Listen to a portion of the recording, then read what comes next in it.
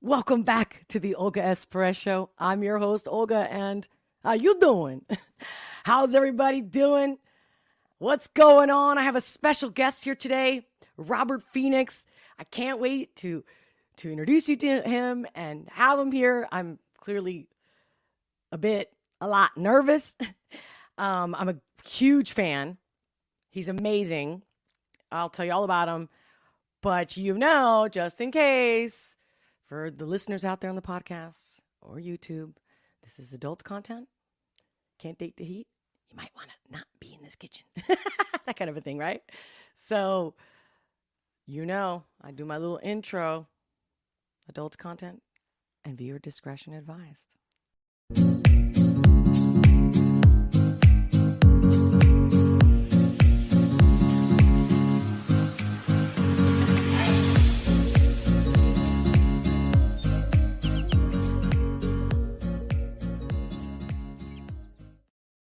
Yes, so we are live, my friends. Welcome.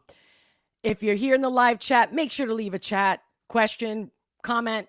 Your comments are my fuel. Keep them coming. I will read them and I will respond. Even if you're watching this replay, definitely leave a comment. Like, subscribe if you haven't already. If you have, make sure to hit the all notification bell because that means everything, especially when I'm having the announcement that I'm coming on live, and then you click the notification bell. So it's like, notify me. You know what I mean? So we can definitely be together live, right? Because that's the point for us to chat, to talk, to get in to the latest news, trending topics. Robert is quite, he's got an extensive background, but again, his energy, his wisdom, his wit. I don't miss any of his podcasts. And he's got like three different channels, I think, at this point. Well, I'm about to introduce you to him. But hey, AC, hola, Olga, exclamation, how you doing? Bolt, heart, and as you say, hanging low, right? Chilling out, mahalo. I love it. Great to see you. Thank you for being here. You're such a great moderator. I mean, I'm so happy we've connected, to say the least. Yeah, so what's up? I don't know. It's a little quiet today. I'm wondering if, did anybody miss the notification? Give me 1 second. I want to make sure that I don't see Mr. Robert Phoenix. I'm just making sure that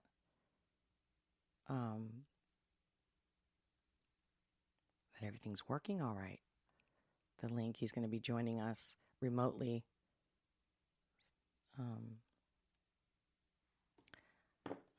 yeah, I'm like, so far, I would usually see a pop-up. But yeah, so we talked about like how what are we going to start with today? What are we going to talk? And I'm like, I just want to shoot the shit. Let's just shoot the shit. Like, let's talk about whatever. Obviously, what's happening lately. FTX, the arrest. I know we talked about it in my coffee talk yesterday, but I can't wait to see what Robert Phoenix has to say because he actually just did a podcast yesterday and he talked a lot about it. So I don't know if he wants to get into it all over again, but I think because a lot of people are like, what's trending besides Fauci lied on Twitter, right? Hashtag Fauci lied. And then there was, the whole Epstein, like, is he going to be Epstein? And not Fauci, sorry. The FTX dude, I believe Robert said in his podcast yesterday, he said, Friedman fraud? No, Bankman fraud instead of fried. Anyway, you guys know me. I'm always messing stuff up. Dyslexia, whatever. I'm obviously uber excited. Look at me. I'm already verklempt. When I'm excited about something, it just happens. Get all fired up. So Robert is here. And right, without further ado, let me read you a little bit. A quick bio of Robert Phoenix. He's a working astrologer since 2008 and has done thousands of personal readings during that space. In addition to working with individuals, Robert practices mundane astrology, which is basically using astrology as a lens through which to view the world at large, whether it's politics, history, sports, music, or what we call culture. In 2013/14, he was a producer/presenter of the 11th House, in quote, on Gaia TV. To this day, it's one of the Gaia's most popular segments on astrology. In addition to Gaia, Robert has appeared on Ground Zero with Clyde Lewis, the Higher Side Chats, Off Planets Radio, Quite Frankly, and many other alternative media channels and streams. He started podcasting in 2010 and now streams his own show, 50 Minutes of Flame, end quote. Love that show. And 15 Minutes of Flame.com, Tuesdays through Thursday, 9:11 to 10:41 a.m. CST time, where he looks at issues of the day, breaks them down, connects dots, and at times skewers them with a rather dark sense of humor. I'm saying, I can't miss any of his stuff. I'm telling you guys, it's amazing. On Fridays, 12 p.m. CST time, he hosts the Friday Farcast, where he interviews cutting-edge thinkers and doers committed to truth and authentic expression. His 11th House channel on YouTube on Sunday nights, he streams a pure astrology show on for 3 hours on the same YouTube channel. To book a personal reading with Robert, you can go visit him at www.robertphoenix.com. And without further ado, drum rolls, please welcome the amazing Robert Phoenix. Wow, that was quite the intro. Thanks, Olga. Thank you, Robert. Yeah. My pleasure. Yeah, my audience knows I get verklempt. I don't know if you've already heard me. Verklempt, I love that word. I learned that as soon as I guess. Moved to Jersey? Yeah. I would just hear it. People would say it all the time. Like, what is that? You know, me being born in Italy and raised in Spain. Right. So how you doing? How's your day? I'm good. I'm hearing a little echo. Why is that? Oh, I don't know. Is there an echo filter? Oh, you know what? Maybe. Huh. It's the Virgo in me. Sorry. Yeah, the Virgo. I love it. So I'm going to click on your... Oh, you know what? Hold on. I just unclicked echo on your settings. Is it better now? Let's see. Still there. Really? It's still there? Yeah, let me make click echo one more time. Or prevent echo, whatever that is. I don't know. Let me see my audio. Just make sure here. Welcome, everyone. It's on me. It's on your side? I just hit echo cancellation. You did that? Yeah. Did it work? No. It's okay. I can work through it. Oh, no. Well, if you want, maybe I can, No, we're here now. Let's just do it. Okay. All right. Well, I'd like to welcome everyone that's in the live chat already. Guys, let me know in the chat. Have you heard of Robert Phoenix? Have you looked him up after I've posted him? Kelly, welcome. Welcome who you want to be. She goes, I seem to be the only one that got the notification. You got the memo, huh, Kelly? Jeff Prater, welcome. Damn, looking good, Olga. How you doing? Thank you. I appreciate that. You know, I have to represent. I have a special guest here, Robert. I mean, seriously, I actually washed my hair today. I did the same thing for you. I did the same thing for you, by the way. You did? I did. I took a shower between my show and your show. So I actually looked better on your show than I did on my show. I'm glad I did because you set the bar pretty high. Oh my God. And we didn't plan on it. It's not like I said, hey, I'm going to be all decked out. But you know, it's the holidays. Like I put my little holiday scarf. I know. You know? And then look at you with your Christmas tree background. It's a chintzy Christmas. But I got into the aluminum tree thing today. So did you ever have an aluminum tree growing up? I think we did once that I can remember I do. Or at least, I don't know if maybe somebody else in the family or neighbor had it because I remember having it. But I don't know if we have pictures of it. I think we did. We had to. That was a huge thing back in the day. It was. It was a big deal. Everybody had an aluminum tree at least once. And then they had the color wheel, right? The color wheel. It was a lamp, and then they had red, yellow, blue, green, and it was a lens, and it would turn. And so they would have the colors on the aluminum tree, right? That in lieu of lights, because I think the light thing was a fire hazard. It was. With the aluminum tree. That was big danger. Or even with the stencils. Wasn't it called stencils? The things you would throw on the real the tinsel. Tinsel, see? Tinsel, yeah, right, yeah. So the aluminum tree is just a big tinsel tree, really is what it is. And I guess Reynolds Aluminum must have loved it, right? Oh, of course. Yeah. Hey, so I caught your intro. You're good, Olga. I think you're going to be a hit at this. Say that again? You're good. You're going to be a hit. Oh, wow. Thank you. Well, thanks to my wonderful audience that has been with me since I was nothing.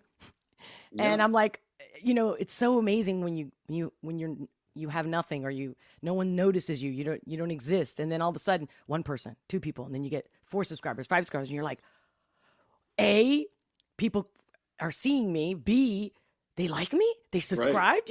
In the most humble way, and I'm going now to see the people that have started with me since basically the beginning. I'm always grateful. I'm always telling everyone how grateful I am. How wonderful it feels, right? To connect, not to like be famous or get all these subscribers and, want to be like Insta famous or anyway. Yeah. Anyway. So what do you think is the highlight of today? Fauci, being on your show. You right now, being on your show is the highlight of my day. That's me too. That you're on. Those are lowlights. Those are lowlights of the day. I'm happy to slum in the lowlights if we want to. By the way, I call him Sam Bankman fraud. That's what it was. Thank you. Yeah. I was like, wait. And I actually wrote down the one you said about Fauci. You go. At some point you went, short little shitbag. That's what he is. I was like, yes. And I never want, because there are men, well, I'll say men. There are men who are not so tall that listen to my show. So I don't want to offend those men because they listen to me and they're good guys and I've met a lot of them. But historically, if you look at the shitbags in history, they're all pretty small. Yeah, you're right. I mean, I think Stalin was what, 5'5"? Yeah. Mao is 5'4". We know how tall Fauci is. He's what, about 5'3"? So there seems to be a correlation here between the lack of height and then the gross overreach of their personal power and domain. And ironically, Napoleon was actually taller. I was just going to mention Napoleon. No, he was actually taller than they made him out to be. So Napoleon was kind of canceled a little bit, right? Like he was historically canceled. Like, oh, he's a tiny guy. Napoleon complex. He was actually taller than they said he was. You took the words out of my mouth. I was going with that. Yeah. I was like, what do you think about the whole Napoleon complex? Right. I think we should name it the Fauci complex. Let's get no it up. Napoleon. Let's update the model. It needs an upgrade. Isn't Fauci a Capricorn? Napoleon was a Leo. Napoleon's a Leo. Fauci's a Capricorn. Yeah. And he's, I believe, 2 degrees Capricorn. So he's right at the beginning of the sign. And what's really interesting is that when the whole COVID thing hit, can we talk about COVID here? I don't want to get you. Oh yeah, I call it crotch 19 just to be funny. Right. So when the whole thing hit, it happened astrologically under 2 interesting transits. One, Saturn went into Aquarius, and it was like with Aquarius, we all experience something globally or simultaneously. That's Aquarius. It's the group. It's group consciousness. It's a group theater, and Saturn makes that experience more difficult. There's more gravity. There's more pressure, especially early on with Saturn and Aquarius. You'll see the fingerprints all over the place. So there are 2 other examples I bring up with Saturn and Aquarius historically. One is on November 22nd, 1963, when Kennedy gets assassinated. Saturn's in Aquarius. And so we're brought into this global event with Kennedy. It's really the first kind of global event that we experience because of television. He's the first television president. And if you look at the run-up to 1963 and November 22nd, there are all kinds of interesting words that were being used to describe the Kennedy regime, like Camelot. That was, and Camelot is another version of this kind of Edenic experience. And then, of course, with Camelot, we know that there's a fall with Camelot, but that's what they were talking about. And America was really kind of up and to the right. We were really coming out of World War II. 1960s officially the birth of the transistor age. And of course, Kennedy's hyping the moon, and some very interesting things were happening. And then all of a sudden, boom, the plug gets pulled. And we go into this deep trauma post-Kennedy. Johnson comes in, and then what he does is he begins to enact sort of the worst of the Aquarian models, which is the Great Society, which is a very Aquarian ideal, and the war on poverty. Like, we're going to make everybody equal, right? This is where we first start to see this stuff. So we see these programs get inserted with Saturn and Aquarius, and everybody's going to experience that thing together theoretically. And so that ushers in the 60s and a bunch of MK Ultra stuff and timeline divergence. The next example happens during the presidency of George Herbert Walker Bush. And we go through the 80s, and everything is starting to get really frothy in the 80s. We're having all these festivals. There's Live Aid, there's Farm Aid. Again, we're starting to experience kind of the nascent beginnings of a global culture. And even with something like the harmonic convergence, which happens during the 80s, is part and parcel of that. So it's like, oh, wow, technology's coming on. People are becoming aware of each other in a global sense. And it's a good vibe, right? Like, the 80s have a bit of a 60s feel to it because of all the festivals, and all the festivals show up in the 1960s. Mm-hmm. And then Bush comes in and basically slams the door shut on that, redirects everything, Saturn and Aquarius, and starts talking about now all that starts to happen with Saturn and Capricorn. But Saturn and Aquarius, he starts to really get into things like the Coalition of the Willing, 1,000 Points of Light, the Iraq War. And if people were around back then, it was a big deal. It was a big global effort where all these countries, it was like World War II. And Saddam Hussein was another Hitler. I wonder if you heard that before. Yeah. Right. So they hijack these Saturn and Aquarius moments. They hijack the collective, and they hijack these timelines. And so that's what happened during Bush. And next thing you know, we're mired in Iraq, which, by the way, gets a reboot under his son, right, after 9/11, 2001. And Saturn was in Gemini then, which is lower octave Aquarius. But I digress a little bit. So here we go. We're moving back into Saturn and Aquarius. And what do we experience? We experience this global thing. And prior to that, I mean, even if you go back to like 2016, 2017, even up to 2018, we were looking at the rise of nationalism. So in the UK or England, you had Nigel Farage, right? You had Trump in the United States. Bolsonaro comes along. And we're starting to see Orban in Hungary, right? We're starting to see these leaders begin to give two more shits about their country, for the most part, not in all cases, than what's going on globally. So it's a movement away from this kind of globalist order, which had really taken hold under Bush. I mean, that's when the whole globalist order really comes on. In fact, he gives a famous speech about the New World Order, and that's where we hear about it for the very first time. Yes. I remember seeing it live, and I remember thinking, is anyone else paying attention to this? And if I'm not mistaken, it was on 9/11, 1990 or 91. I can't forget these, but it was on 9/11.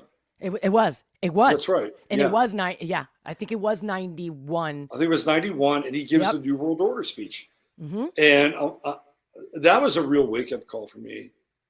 Anyway, So here we are, we're coming into this period where people are thinking, well, we don't really need, the top-down kind of global mandates. We don't need these things.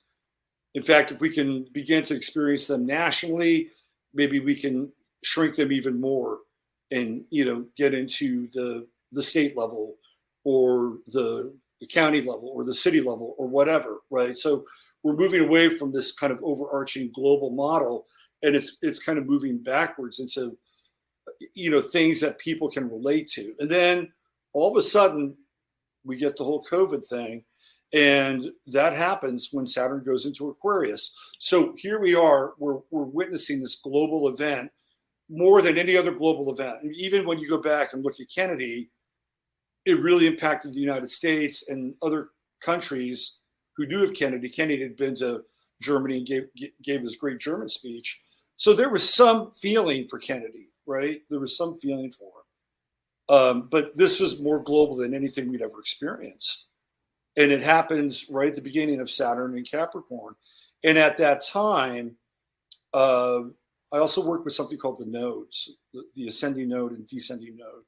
So the ascending node was in Cancer at that time, when everything was starting to, get really contracted and compacted, and people were going home for 2 weeks to stop the spread. That actually starts to take place in the final degrees of the south node, the north node in Cancer, right? So that's down around 2 degrees, 1 degree, right around there. And you could actually track it because they had the NFL draft. And it was the one time the NFL draft in recent memory had been canceled, because normally they go to these cities and it's a big deal. It's very Bacchanalian, whatever. Right. But they were doing the NFL draft at home. So you have Bill Belichick making the pick for the Patriots with his dog, in his studio. And so other GMs would have their family around. So this is all very Cancerian stuff, right? And the South Node at that time was in Capricorn. And I really felt like Fauci's reign would not be as long as it was because of where the South Node was going and where his sun was at 2 degrees. I'm thinking this guy's going to get erased. And there was a weird period of time right around that time where Trump finally started to freeze him out a little bit. And you could see like his body language like this when he was talking. And Trump knew like something was up with Fauci. And so he was doing everything in his power to marginalize him. And that was happening right around when the South Node was on Fauci's sun. Now, Fauci is a Capricorn. And at that time, Saturn, which is the ruler of Capricorn, was in Aquarius. So what happened? Fauci became the high priest. He became the high priest of science. That's right. He became the high priest of science. So he actually he is the science. Don't you know that, Robert? That's right. Yeah, absolutely. He is the science. Right. Just like Obama is hope. Yes. Hope and change. Yes. That's me. What are you talking about? I'm the hope. I'm the change. I'm the science. Right. So that's what you have to do. You just have to say, I am talk. Talk radio? No, I am talk radio. What are you talking about? Live streaming? I am live streaming. That's a Leo thing. You should use that. Yeah, I will.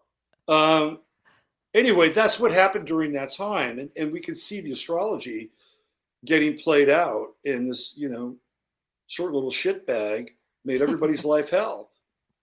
And not only that, but in Gemini, when the nodes moved into Gemini, nobody knew what the truth was. Oh, masks work, masks don't work. And this is all coming out of his mouth. Oh, yeah, we can get herd immunity, natural immunity. Oh, then now you got to get a shot. Now you got to get nobody knew what to think. And that was all by design, by the way. All that stuff is by design to confuse the hell out of people. Yes. Because now it's all cognitive dissonance. Yes. You got this guy who's very grandfatherly. Like, oh, he's the nice grandpa. Trump is the evil dad. We like nice grandpa. Nice grandpa brings us lollipops. Yeah. Yeah. But I remember the first time I saw him. Laced with anthrax. No, I'm just kidding. So good one. Anyway, this is what happened during that time. And then we get into Gemini and it all just goes to hell. Yeah. The summer of Floyd in 2020, and we haven't really recovered from that. It's my opinion that we experienced a coup.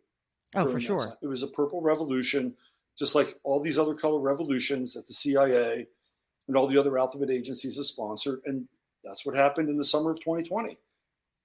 So we're in the back end of a coup, and it doesn't feel very good. Yeah. Yeah.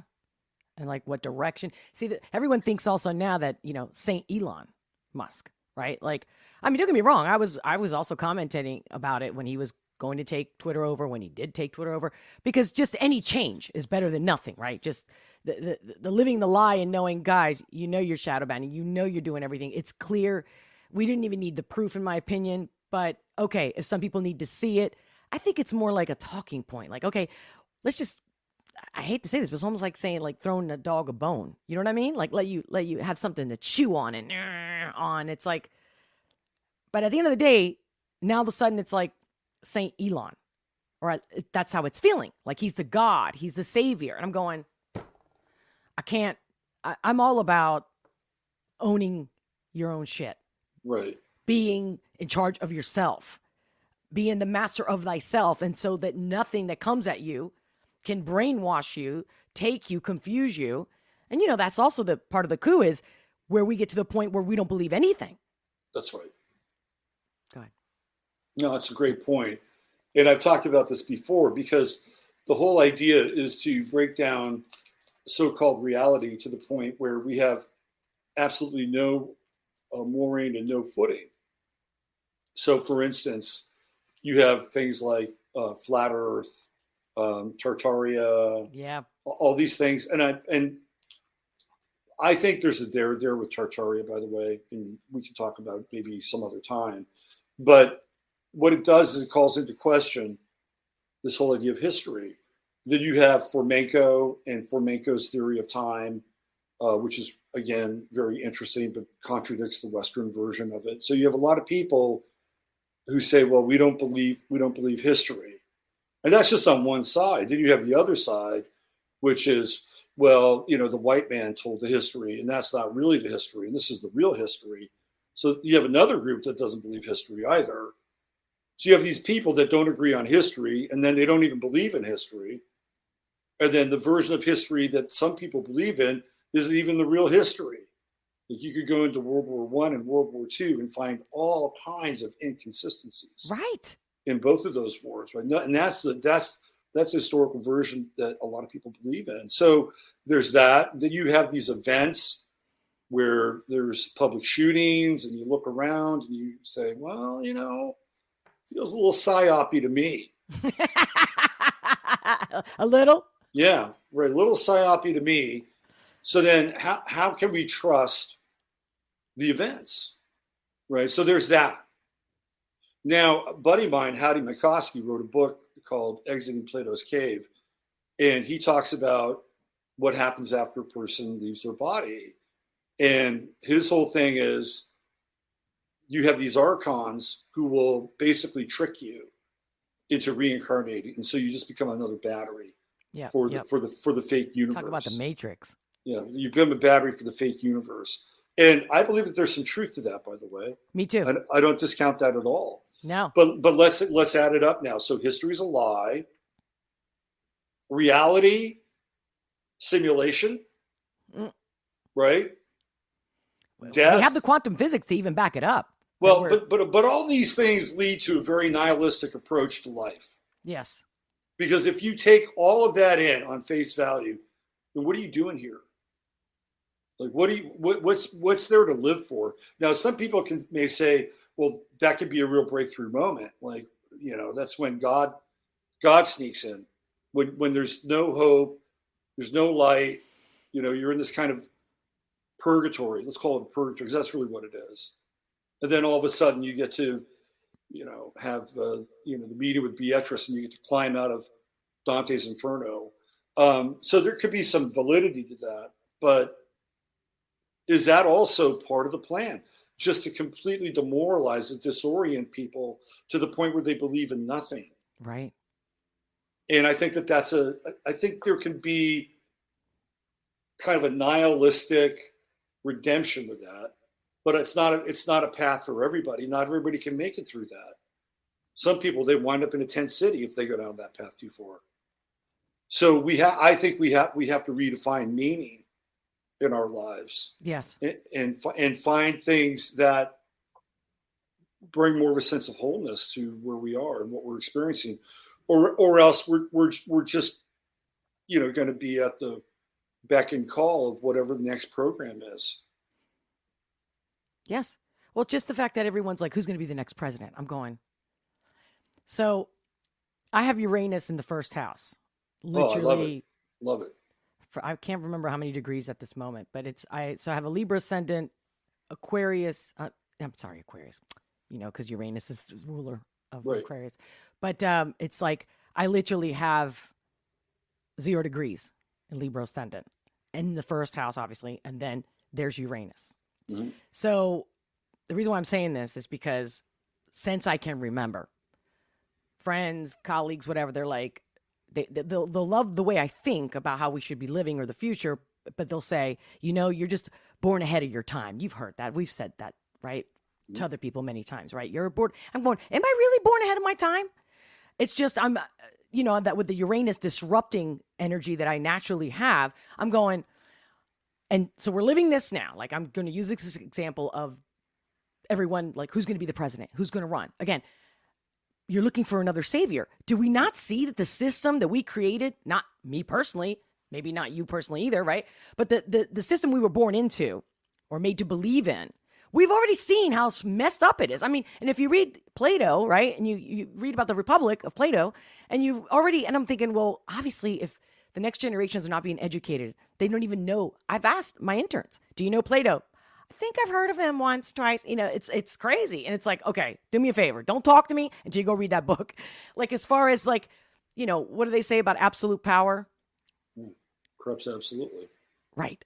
So I'm going, so again, we're going to put all our eggs in one basket and have faith in somebody who's going to save us. Unless it's Jesus Christ, but then going back to what you mentioned about Howdy, because I did start following him after you had him on your show, was a couple weeks ago, I think it was. A couple months, but yeah. Or a couple months ago. Oh, wow, time flies. It does really fly. I've been really watching pretty much all his content since then, or I've delved down to some of, his older videos, and I looked up at that book. Haven't read it yet. But I was in Palm Springs in October, and a friend of mine who's very, very deep, and we get in this conversation. He knows me well spiritually and all that, but I actually went down the Howdy perspective, and I go, didn't I tell you that I told you that even like, because the Bible's also been edited, like it's all been things taken out, things added, however you want to call it, right? Mm-hmm. So you can't trust. And I remember as a child, my parents put me in a convent. In a boarding school that was literally a convent for women to become nuns. Don't even get me started. And I remember that, I remember thinking that something is just not right. But just like a little kid, I was 10 years old, 11, 12 years old, I was just instinctually like, this is all bullshit. Like, not that God is, but what they're doing with it, how they're interpreting it, how they're trying to explain it. It was just, I actually lost my thought. Forget it. It had to do with Howdy. Yes, that's what it was. That I had this whole, that this was a game. And that if anything, we were monkeys, kind of. And I don't mean monkeys like there's anything wrong with monkeys or anything like that. But just, we're programmed, right? We learn things. We imitate from each other. We do what the other person does, or we want what the other person wants. I mean, that's very basic, human animal instinct. Sure. But I remember one time I was riding my bicycle, not in the boarding school because I wasn't allowed to get out. They didn't let us out. And I remember for some reason, something just told me to stop. I stopped the bicycle and I look, and this is Spain, and I look at the terrace with everybody eating outside. And typically back in the day, especially, everyone after church would go out to eat, big tables, all sitting outside because we were in the south of Spain at that time as well. So it's beautiful out, all that. And I remember something just said, stop, just look at this. And I look, and I started to realize we're really nothing more. And I'm not saying that we're not incredible beings, but at that very moment, I go, everyone's just like, if they eat with a knife and fork, that's been taught. Somebody made it up and it's taught. And then you keep doing it and you repeat it. And I go, everybody here is fake, to make a long story short. I go, everybody's fake and they don't even know it. So that was at like 12. I guess it was intermittent. Maybe when I went home, sometimes I went home for the summer while I was in the boarding school. But anyway, so going back to the howdy and the ahead of my times. And when I went to Palm Springs in October and I tell my friend, I know you're going to think I'm crazy, but I just love the way that howdy could explain it in a way I couldn't. I just knew this is what I feel, that I've always felt as a kid. But of course, oh, Olga, you're crazy. And people would just laugh like, oh, she's a Leo. She's crazy. She's Spanish. Like I would hear it all. Oh, she's American. Because if I was in Spain, oh, she's American. She's crazy. Like those Americans over there. I couldn't win. Right. And I love that howdy has done some research and I'm with you to go. Yeah. I don't fully agree with Howdy, by the way. But I do agree on a number of things that he brings up. Like, for instance, the whole idea of reincarnation as part of the Earth School. Yeah, and that we've been sold this idea that, well, we're supposed to just get better with each successive lifetime. And he brought up a really simple fact. If you're going through school, and this is the old school, this is not the new school, right? But like when you and I went to school, you would demonstrate a level of knowledge, and then you go to the next grade. Right. When you went from 4th grade to 5th grade, they didn't wipe out 1 through 4, and then you start 5th grade. Right. The whole idea is you would continue to assimilate knowledge so that eventually you would graduate, which flies in the face of this model of reincarnation. If really there's a benevolent God, and the benevolent God, this is his model. The benevolent God is invested in all of us graduating from the Earth School. And why wouldn't you remember your theoretical past lives, right? Right.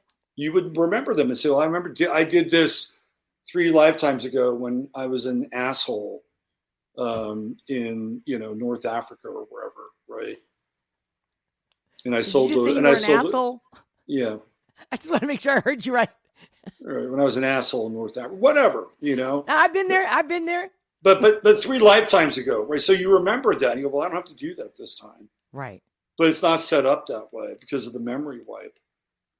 So I resonate with that a lot. And if that's true, if really we're here to progress through these incarnations, then. Yeah, but how do you explain to like you don't? Like you just end up. Well, you don't. No, you don't. But I'm using the opposite model that if we were, then we'd be able to remember things. But we don't. So that model is a bill of goods. Right. And a lot of New Age people are really invested in that. Right. They're invested in that model. And the other part is karma. And the whole karma thing, I think people just lean into it like way too much. I agree. Way too much. And I had this really interesting encounter with a guy I was around 19 years old, 20. And I was working at this apartment complex. And I think it was 79. So back then, this is all pre-AIDS and again, whatever that was. I remember. And they would have these apartment complexes that were set up for singles. Like if you were single, this apartment complex was made to mingle. And I was This was in South Africa? No, I've never been to Africa. Oh. I was using that as a past life example. I'm sorry. That's okay. No, I was. Good. But I was an asshole back in that time too, which was in my late teens. At times, not all the time, but at times. So I worked at this apartment complex, and I worked in I was the assistant rec director. So this is the 70s. There's a lot of drugs, Quaaludes, Coke, weed. People are drinking. They're hooking up. It was very, very lascivious. But there was this guy that lived there who was older, and he did not fit the bill. So I began a friendship with him. And he was like really esoteric. And I'd call him like my first spiritual teacher. And so he would hand me Xerox copies of excerpts from Ruth Montgomery's book on Edgar Cayce. So he hooked me with Edgar Cayce. Edgar Cayce was my gateway drug. And so I started to read the Cayce stuff. I'm like, man, I really dig this. Yeah, me too. I did it. I could dig living like this guy. Sounds very enlightened to me. So then he started to bring in more and more material, and we would have these conversations, and I brought up karma one time, and he just flat looked at me and says, it doesn't exist. I'm like, what do you mean it doesn't exist? It's just a concept. That's all it is. Just a concept. And I thought about that. I'm like, wow, I believe that. I agree with that. It's just a concept. And it's a concept in a lot of ways. And I'm not saying that there isn't some kind of governor for how people's behavior gets replayed back to them. But I think that's different than what we would call karma. So the whole idea with karma, obviously, is that we do something and we do something good and we get something good back from it, or we do something bad and we reap the results from it. Right. But I guarantee you that the so-called elite, they don't believe in karma at all. Oh, no, because they're living for the moment, right? They're living for who well, they're either living for the moment or for the next 100 years, and they're willing to do whatever they want. So for some, that's easy to do. And for others, it's a bit more tricky because some people have a conscience. And then they have, of course, they have this ceremony called the cremation of care. Mm-hmm. And the cremation of care essentially wipes out an individual's ability to care about anything. So it eliminates whatever kind of pangs of conscience that they might have when it comes to doing things that the rest of us may blanch or hesitate at. And so that's part of it. But the elites know that this whole karma thing is something that they've helped create and foster as a concept. And again, that doesn't mean that you're not. But they think they're special, right? They think that their blood and their, I think that's part of it, but I also think they're just pulling one over on us because they understand the spiritual law that we don't necessarily understand, and they don't abide by it. But as long as they can convince us. Well, yeah, and even so, I asked Howdy, and this is a question he couldn't answer. But if that's true, and they understand the same dynamics that he and other people have talked about, then what's their experience like when they leave their body? Do they stare the archons, right in the eyes and say, "Look, I know what you're doing, and I demonstrated down there that I exactly knew what you were doing. So therefore, I'm free from this cycle." He couldn't really answer that. Because if it's true, then that at a high level, the so-called elites or these archons know exactly what's going on. Mm. And even after the body, they know what's going on. Yeah. So anyway, it's a little bit of a digression. But no, actually, I was thinking that whole when I went off with the whole monkey and the convent and all that, I finally wrote down where I lost my thought, and it was that part where you were talking about history, right? What is true history? What is the truth of any of it, right? And then everyone thinks they know everything, and that's where I was getting at, where whether people are more educated today or less educated than back in our day, it's at the end of the day, you sit down with someone like before iPhones, right? Before smartphones, right? You would argue with someone. I remember I've done it many times, right? Like something stupid as far as like, Massachusetts is not part of New England. And there was a teacher that was telling me this. I'm like, I actually lived in Massachusetts. I lived in Boston. But regardless, it doesn't make me know everything, but they were a teacher and they thought they knew everything. My point is, we didn't have Google to go, wait, hold on, let me Google it. Or, hey, Siri, right? Or, hey, Alexa, tell me. And my thing is, it doesn't matter. So we all gain all this knowledge, and then we're all wasting so much time talking about, no, this was the truth. No, this is the truth.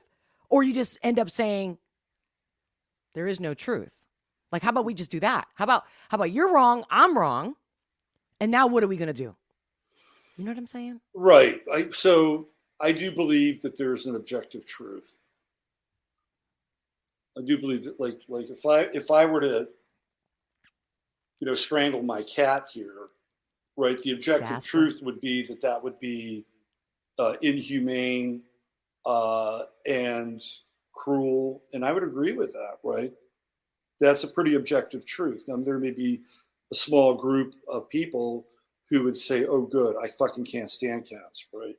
So I do believe there is a bit of an objective. There's not a bit. I think there's a pretty objective truth. Yeah, And when we really drill down, we know what that is. that's what I'm saying. So it doesn't matter who's got the facts, who knows more, who can beat the conversation. Oh, no, that's not true. Hitler didn't do that. Hitler did this. You know what I mean? Right. So now you're getting into the whole idea of historical representation. Yeah, because everyone thinks like, you know, that's an argument point, right? It's like, well, actually, you know, I mean, like some things just because Hitler just came out of my head out of nowhere. But for example, he was Jewish and he wasn't Aryan, white, blue eyes, you know. That's right. Schickelgruber. That's so I mean that's the family line that he came through. It's the Schickelgruber line. Right. Yeah. So then actually thank you for I didn't remember the name, but thank you. But so my point is, yet people followed him. People did atrocities over a guy. It's like I'm like the first question in my mind would be like, wait a minute, you want this? And look at you. Wait, like everyone should have just stepped, but the propaganda, like I think relates to today, which I think they were testing it back then. And I remember the nuns when they taught us about that part of history with the Holocaust, the whole thing. I remember they were saying, you know, this is a lesson for us that to never do this again. Meaning we didn't know it was in our nature. Then we find out it's in our nature. Yeah, I'm thinking to myself, come on now. There was a Spanish Inquisition. There was all kinds of, obviously, I'm not comparing it to the Holocaust. I think that's the worst. I can't even, I went to Auschwitz and I couldn't even walk inside. The energy I felt there, it was just, I couldn't do it. Sorry, I digress. My point with the whole, say Hitler, for example, and the Holocaust is the propaganda installed, which I knew that it says a lot about humanity. And so when people would ask me in the past, 20, 30 years, when that topic comes in, I go, what makes you think you're that much different? You know what I mean? We think that we're not. And then here comes 2020 and the mask and this. And even my friends were like, are you getting jabbed? I'm like, never. Nobody's touching me. First of all, I'm allergic to pretty much everything. I don't get verklempt for no reason. You can call it hypersensitive, whatever it is. I'm full of fire. I'm hyper by nature, whatever. But I can't even take ibuprofen. I used to be able to take it for, not to get too descriptive, but for my monthly pains. And I became allergic to it. And for the most part, I'm sensitive to a lot of things. So I'm like, you're not touching me just for the fact that I don't know. Second of all, I think I did my research. Third of all, I don't trust government workers. Like there's so many reasons that I'm going, no. And then that was just one aspect, but the greater one is freedom for me. I mean, I was locked up. I mean, my whole life, it's been a struggle of being free. And so then I come here, my dad was in the Navy, so I was already an American by birth because he was in the Navy when I was born in Naples. And regardless, my family, they had restaurants, they had hotels, they forced me to work. They wouldn't pay me. They wouldn't let me go out. I had no life. So for me, it's ultimately my fight and my belief kind of tied in with the objective reality or belief that you're talking about is that. Like, I don't even care if you think I'm right or wrong. It's how I feel. And I feel that I was born free. Like zoos. Like, why do we still have zoos? Why is it okay to lock up animals? Even when we say we're preserving them or we're giving them a good environment, we're taking care of them. I'm just saying. All right. Yeah. Well, I mean, the whole zoo thing, I think comes out of the rush of these World's Fairs that happened in the 1900s. And I don't really think zoos existed like that prior to then. And when you look at these ideas of Tartaria and these World's Fairs, it almost seems as they existed to give people who had no cultural foundation, no idea of really who they were or what they were, to bring them into these environments and to get them up to speed as quickly as possible. right? Like the World's Fairs, and they're all over the place. There are literally thousands of them around the world. If you go to Wikipedia and type in World's Fairs, like there are World's Fairs that are famous that are talked about, like the Chicago World's Fair or the San Francisco World's Fair or the St. Louis World's Fair. But there are other World's Fairs that are smaller that are never talked about. Like I was born in France, and before we came to the States, my parents lived in a town called Metz, and even Metz had a World's Fair. So what were these World's Fairs doing? Well, they were getting and sampling cultures from all over the world, whether it was the Aboriginal exposition or the Indonesian exposition. They would have animals. So these World's Fairs were like, we're going to have a group of people that we're introducing to society. Like these people are like blank slates, and we're going to take them to the World's Fairs.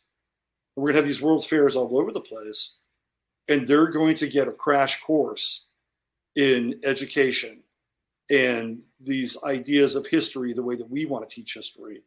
So the animal stuff, I think, was a part of that. And people have always had some relationship with domesticated animals. And I'm sure that there are much older versions of zoos, if you want to look at the history of zoos. Yeah. But they really take place like after the whole World's Fair thing happens. So I can't tell you why they still have zoos, but I believe that's where they grew in popularity, was during that time. No, true. And I agree. It's just, to me, but we're in a zoo too, aren't we? Aren't we all in a zoo in some ways? Yes. Yeah. That's the thing. Like, I'm just so beyond, and have been this way, where it's like when you're an owner of a business or whatever, you're a teacher, you're a leader, right?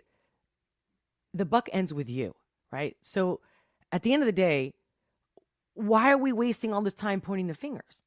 Like, say, like Ben Shapiro with a Yates situation. It's like, and just everyone's like, oh, this is wrong, and pointing the finger. It's like, or I'm better, or like the Green Movement, supposedly, right? It's like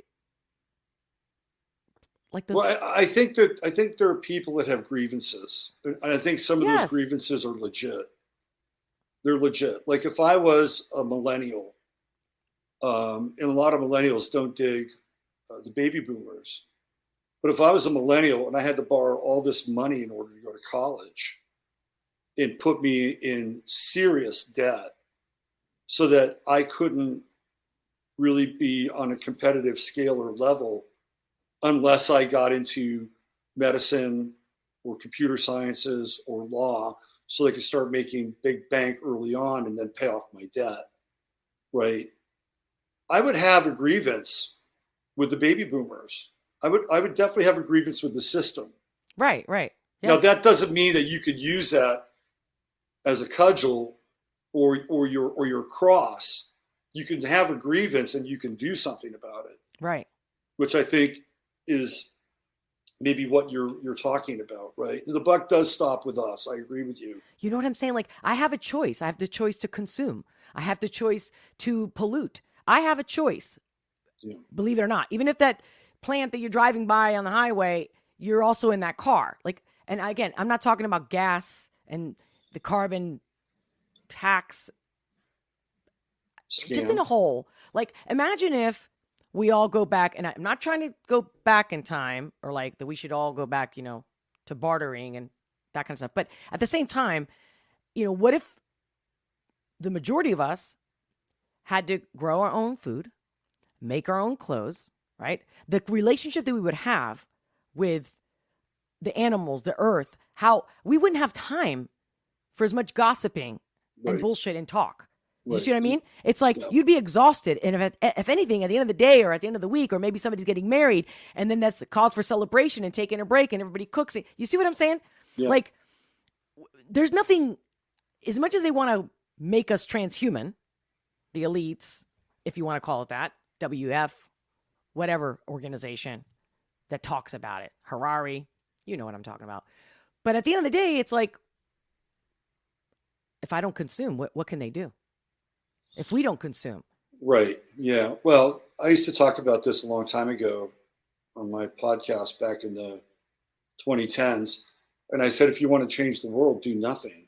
Right. I love that. I mean, really all we needed was about 15% of the population to stay home for about 30 days. Would have changed the entire game. Wow, that's impressive. I didn't think about that. Like, you even had a number. Yeah. Well, all it would take would be 15%. You just stay home for 30 days and they would come running to your door. But first, there'd be all these threats. And then people would just, hey, we're going to get together. We're going to barbecue. We're going to get to know our neighbors. Kind of like how COVID was, although on our terms, not theirs. Right. Right. I love it. That's beautiful. Yes. But we can't do that now, though. That option's off the table. No, you're right. Because they want us to do that now. They want us to do that now. Right? Yeah. They want us to just not buy anything. Right? Isn't that the program? You'll have no, you're right. Because, right. The resources are finite anyway, right? There's not enough. I don't know. Well, I have other ideas. I'm not talking about money. I'm not talking about food. I'm not talking about the earth. I'm talking about where are we getting all the metals to build the cars? But there's a lot of different things we could do. I mean, that's true. We have the technology. You're right.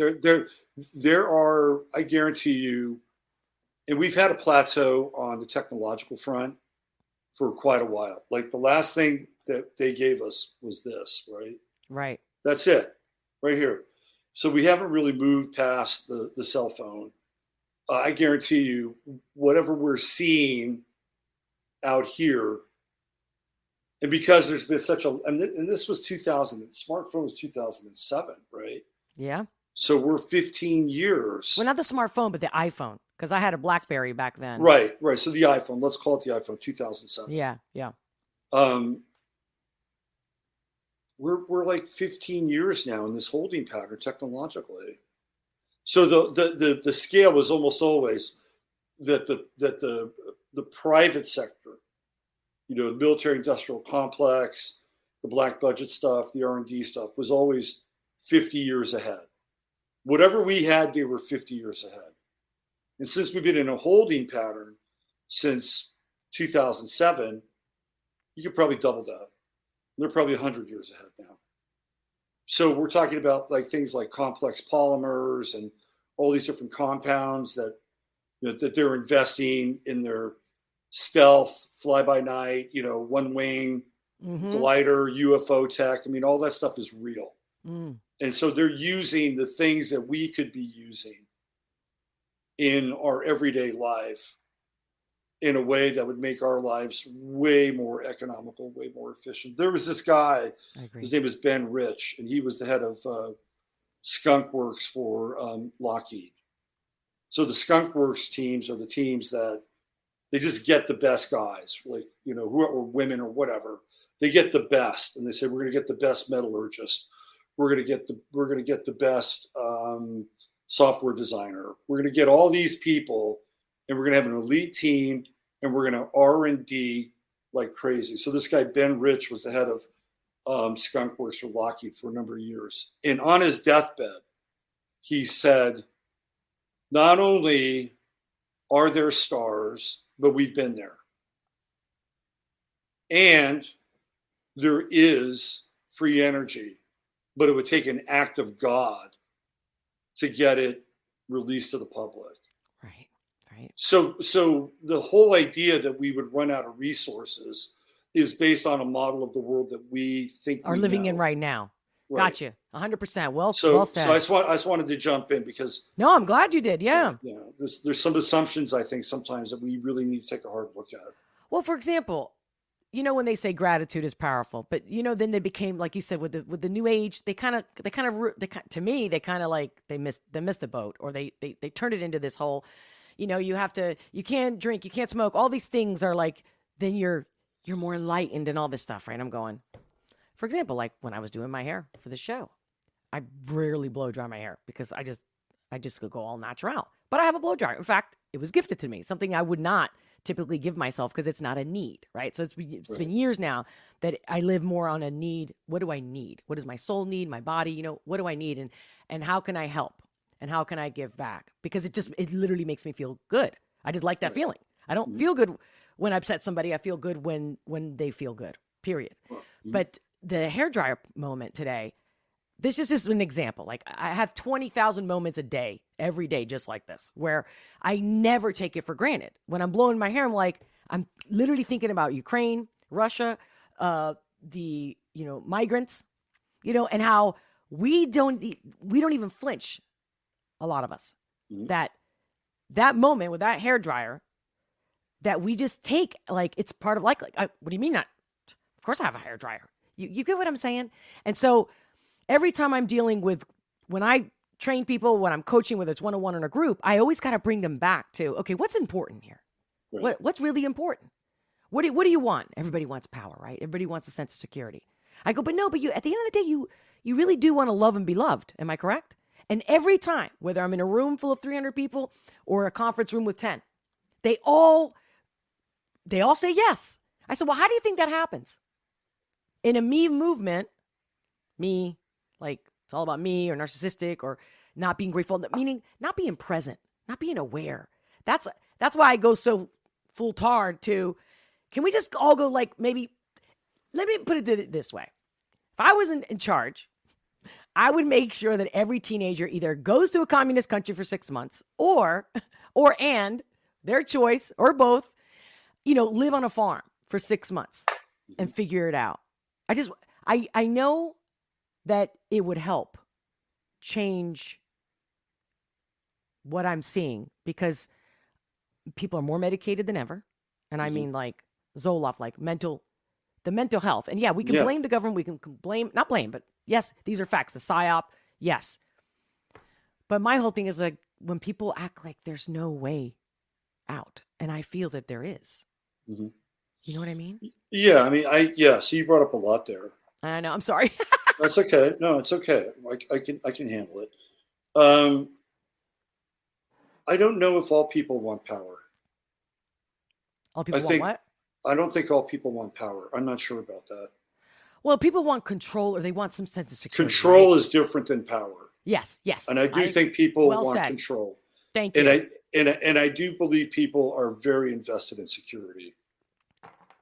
Very much, right? So security and control, which are really like, they're kind of delusions. They're first chakra kind of needs, right? Yeah. It's like just like control your environment and control everything. And if you control everything, then you don't have to deal with chaos. You don't have to deal with whatever. And I agree with you about the youth. I mean, I would go even further because they're already living in a communist country pretty much now. But I would go even further and say you get 2 years of service, mandatory service. When you graduate from high school, 1 year, now you're going to have to revamp the military to do this. Right. But 1 year would be military. And then the other year would be like a farm or something where you're pitching in. Yes. Right. And then on weekends, once a month, you'd go back with your military ROTC kind of model. Mm-hmm. And then after that, for those 2 years, you can apply those 2 years to a college, or you could do a 2 year like certification like in something. Credit? Yeah, it's all paid for, right? Yeah. Yeah. You can even go one step further. And you could go one step further. This was an idea that Robert Heinlein put forth in Starship Troopers, which is the only people that had the ability to vote were people that had served. So there was a difference between being a citizen and a private citizen. If you're a private citizen, you could enjoy all the things that society has to offer, but you had no voice in how society was run. If you were a citizen, that means that you would serve and that you could vote and you could participate in that decision-making process. So if you did that, right, for those 2 years, not only would you get 2 years worth of credit and you'd learn about things, you'd learn about the country, you'd learn about how to defend yourself and how to care for other things and other people. But on the back end of that, you would vote. You'd be able to vote. If you didn't do the 2 years, you wouldn't be able to. Right. Because at that point, you would be informed.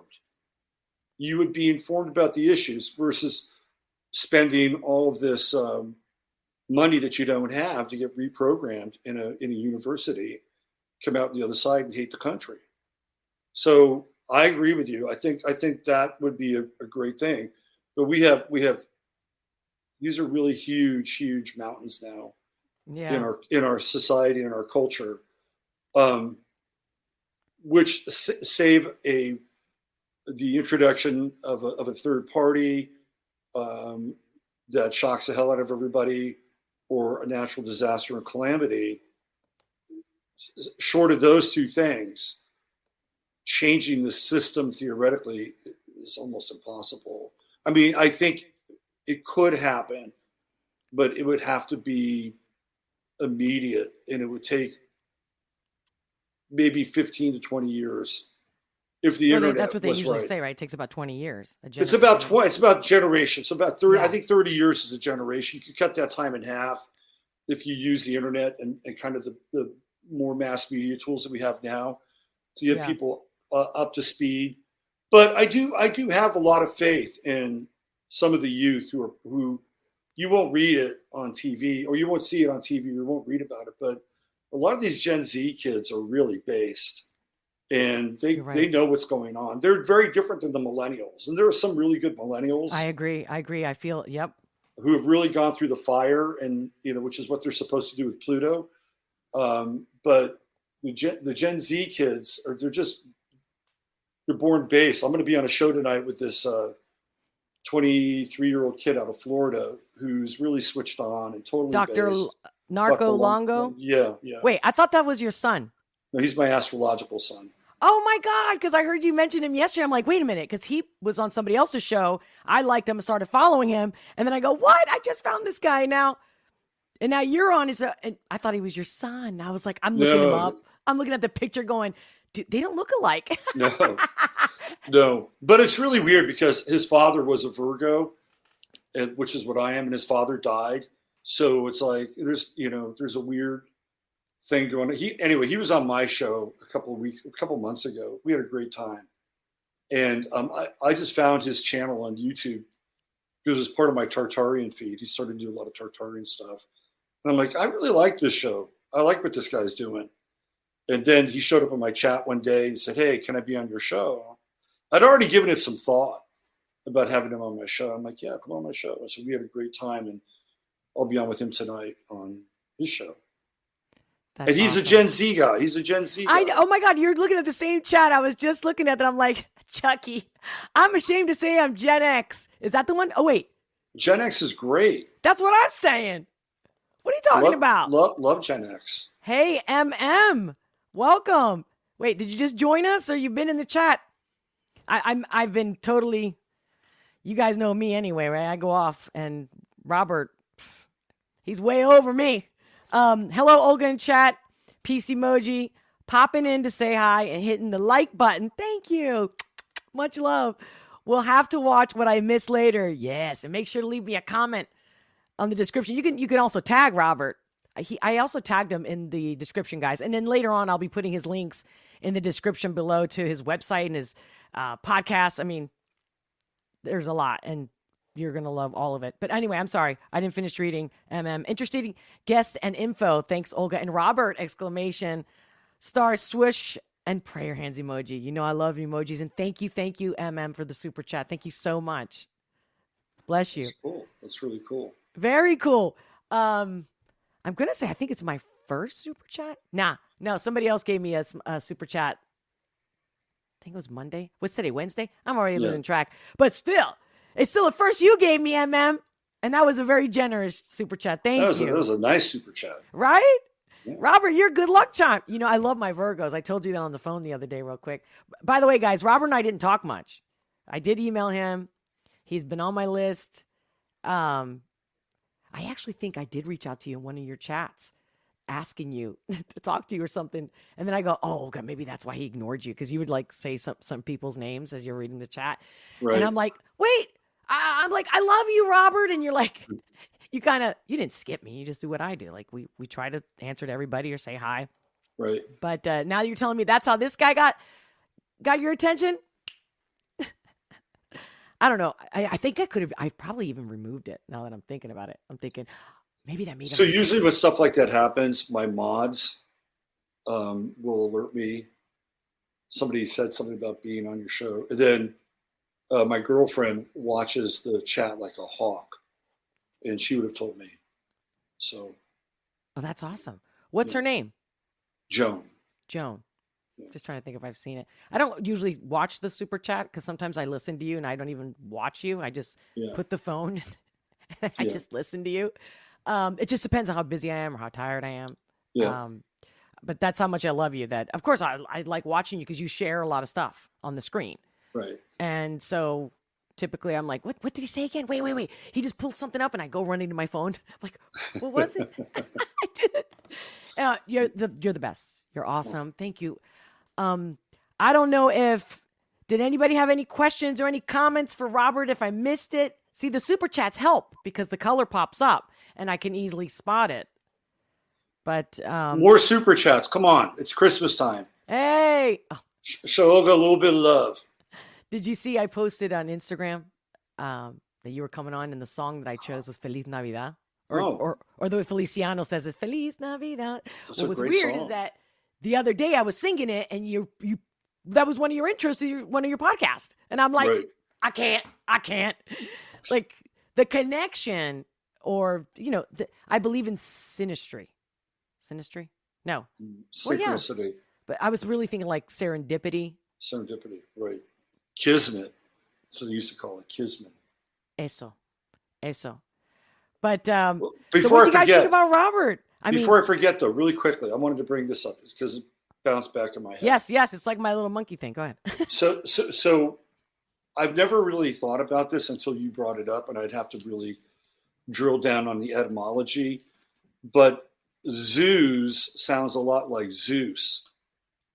And what did Zeus do? Zeus looked down on humanity like they were animals, right?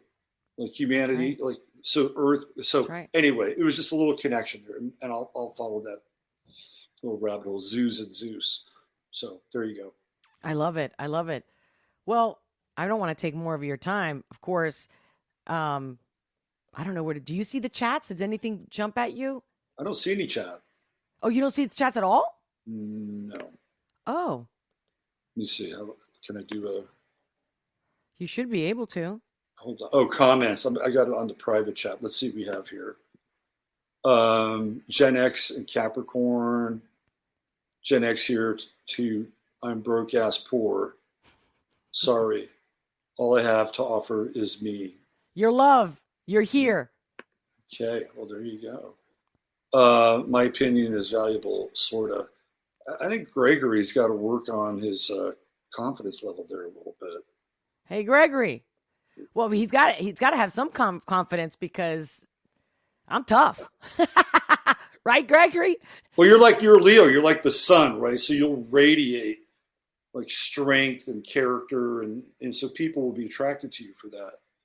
But a lot of people can't handle me. That's the truth. And that's the other thing I've gotten, especially when I was younger, then I just, you get to a stage, or I think I do, or I did, before, everyone's like telling me what to do, what not to do, what to say, what not to say. I mean, I'm sure it happens with everyone, but for me specifically, because I'm naturally loud, I can't help but to say what I really think. And then these are terms that I remember learning when I moved to the US, where people are like, oh, don't sugarcoat it or anything. And I'm like, what does that mean? I had to figure that out. And then once I figured that out, then I started sugarcoating things. And then it was so much work.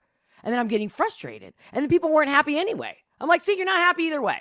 You want me to be the way you want me to be, but then if I do what you want me to do, then I'm not the girl you like. Right. Either you can't stand me or you can. Yeah, you can't. I mean, really, there is some degree of taking the temperature, because if you're a complete asshole, then people will let you know, and maybe you should listen to that, right? But if you're really just living your life in a way that is authentic as it can be, while also kind of anchoring it in some moral ground, whatever that moral ground is for you, then ultimately you shouldn't really care about what other people think in terms of what you do for a living or how you live your life. It's your life, right? And if you're fucking up, life will provide you a course correction at some point. Oh, And it'll be your hubris if you don't see it. And then my you dad have used to to deal call with it. How's that humble pie? Yeah. How's that humble pie tasting? Yeah. Not for me. I don't. He didn't tell me that personally, but I remember hearing him say that. Yeah. Well, you're gonna have. What time is your other show today? I think yeah. So he tapes his show, so it'll be at 9:00. Oh, okay. So it's not live. I don't think it's a live. No, I think he edits it and puts it up in 24 hours.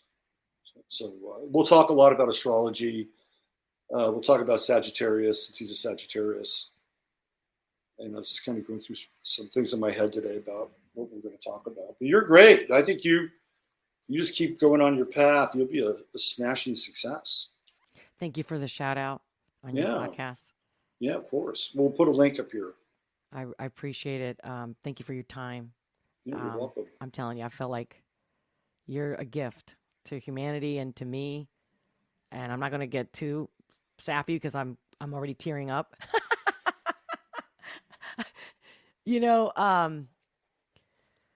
Bless you. No, thanks. And, thanks. I hope to talk to you soon. I hope to see you soon. Yeah. I'll be back on. You have me on anytime you want. If I'm available, I'll do it. But this is the other side of where we are right now. Like, you and I are connecting. And I'm connecting with people in your chat, and people in your chat are connecting with me, and they're connecting with you. People on my show will connect with you. And this is going on all over the place, right? We're having an omnidimensional experience. And I think that part is real. And I think that part has a lot to do with where we're headed. We have to sort out some of the individual issues, because here in the West, we've been so inculcated into, well, I'm an individual and I'm so important and my opinion counts, right? Well, all those things are true to a large extent. Mm-hmm. But what we don't understand is how to work well together in groups and teams. I mean, you can even see this with the left and right dichotomy. Mm-hmm. Like on the right, like I go to these meetings here in Texas, like with the Tea Party, and what you have is you've got a bunch of individuals. That's what makes them who they are. And they believe in things like personal freedom and truth and accountability and responsibility and God and the Constitution, but it all starts and ends with them. Then you go over to the left, and what you have with the left is you have a number of people who don't have that belief or don't have that faith in themselves. And so what do? They come together in groups, because now inside the group provides them with an identity. It provides them with a purpose and a focus and organization. And that's why the left has been so successful. Yeah. Is because they take advantage of groups of people who put their personal identity off to the side. And it's usually, and I don't need to offend anybody who's on the left or was on the left, but mostly they're damaged goods. And they're damaged goods because in a lot of ways they're very sensitive. Right. And they see what's going on in the world, and they're very quick to try to find what are those two things that we talked about earlier, control and security. And so they come into this group setting, this group identity, and they share common values, common cause, and they're really good at organizing because people are willing to sublimate their identity in order for the betterment or the good of the group. This is why the left has been so successful. Right. And on the right, you got a bunch of individuals. Well, shit, I don't have to do that. You know? I'm not on the right. That's the thing. I'm not on. People assume. They're always like, even my own interns are like, oh, I didn't know you were like a Trumpster. I'm like, when have you ever seen me talk about Trump? You know, unless it's like part of the news or something like that, right? Like something that happened. And they're like, I'm like, I come off like that. They're like, yeah, I mean, I wasn't sure, but then I've been watching your podcast on YouTube, and you sound like you're in the right. You know, I'm like, listen, I'm such an individual that to call me a Karen, because I've been called that too. I've been called a Trumpster. I'm like, I can see the correlation. I can see why they're putting those things together and thinking I'm for the right. I'm like, is it my fault that being free, wanting freedom, is to the right? You know what I mean? Because at the end of the day, you guys, the so-called left or whatever the other group is, I don't care. So I don't care what you call it. If it could be like two teams, right? Like two basketball teams or two football games, or like I just had a vision of when I was in the convent, right? The two groups, whatever the group is. But at the end of the day, it's like, you still want the same thing I want. Twitter's proof of that. I want you to be silenced, but not me. Mm-hmm. Right. So it's like, I mean, I want what you want. You want what I want. You want to be heard. You want me to respect your opinions and your feelings and your beliefs, but you can't do both. Well, there's obviously going to be tension because I'm definitely not groupthink. So, and usually what happens with me is that there'll be a whole room. In fact, I used to spend every holiday, if I didn't go to Spain, because my family lives there, I would go to this family's house in New Jersey. And I've been doing it ever since I came to the U.S. in 94, 95. And it's been awesome. I've been very grateful. It's like having a second family here. And they're from Spain. The kids grew up here, but they speak fluent Spanish. So it's like, seriously, like my other family. And just this past, during this whole COVID thing, which I knew through astrology that it was going to happen, not maybe necessarily with that family, but I knew it was going to happen in my sphere, in my existence of people that, even if you've known them for 20, 30 years, family members, you name it, I knew that it was coming. And I kept telling everybody, whenever they would have an issue or they would get sensitive about A or B, whatever, this is prior to 2020, I would say, guys, I'm telling you, shit's going to hit the fan in 2020. I'm telling you right now. And it's going to get to the point where you're going to have to decide, or I'm going to have to decide. So please, let's not make this happen. Like I kept saying, I kept warning them, don't let politics, don't let anything get in between us. I love you and I don't want to lose you. Lo and behold, what they want to call it, fate, divine plan, however you want to call it, but it happened. And we still kind of stuck it through. But then just last year for Christmas, and that's 2021, because during 2020, we couldn't get near each other, right? Separation. I was fine with it, but out of respect. As soon as I get there, and they started talking about, what was it? Something about, oh yeah. They were saying at the dinner table, I mean, we already finished eating dinner. We're just chilling, having a good time, singing Spanish, Christmas songs. And they said that Biden was the one that invented and created the jab. And I go, guys, if you were sitting here the whole 2020 going nowhere, watching TV all day, whether it's CNN or whatever you're watching, clearly the whole warp speed, or what was it called again? Yeah, Operation Warp Speed. Yeah, Operation Warp Speed. Yeah. I'm like, and they're like, no. I mean, they were blindly screaming at me. And I go, I'm not going to fight with you about this. And they're like, you know what? Anything that's better than Trump. And then the hate that came through them. And these are people that I've known for 25 years that I spent all the holidays with. And I grew up with their kids grew up with me. And I'm just like, everything that was coming. But to really be in it, to see it and to feel it, I mean, I haven't gone back. Now, I still talk to them, but I won't put myself in that environment. Not because we disagree. It's because the hate, the venom they were spewing at me, just because I said, I'm like, guys, Google it. Like, we were not talking politics. I was not taking sides. And yet, so it's so real, this, like the group think that you're saying. It's so, and they were saying because they consider themselves blue collar, meaning workers. He used to be in the Air Force and she used to be a nurse. Anyway, they're retired now, and we've always been very different because I come from a family of entrepreneurs. Although my father was in the Navy, my mother was also a teacher before they got married. But then after my dad retired, then they opened businesses and lived and stayed and retired in Spain. So I have both in me. You know what I mean? And so that's the other reason I'm like, what is this? How do you, I mean, I already know the answer. I'm not trying to ask the question, but it had to do with the group think. That was a trigger for me when you said that about the group think and Yeah. how they want to identify. And go ahead. Sorry. Well, so we have Pluto moving into Aquarius, which some people believe is the beginning of the Aquarian age. And I think that there's some truth to that, although we've been in a kind of a slow creep for a while now. If you look at the group that I was talking about who believes that they're individuals and why do they need this shit, what they need to do is learn more about how to work together. They need to learn how to work together. MFGs. And then when you do you see that?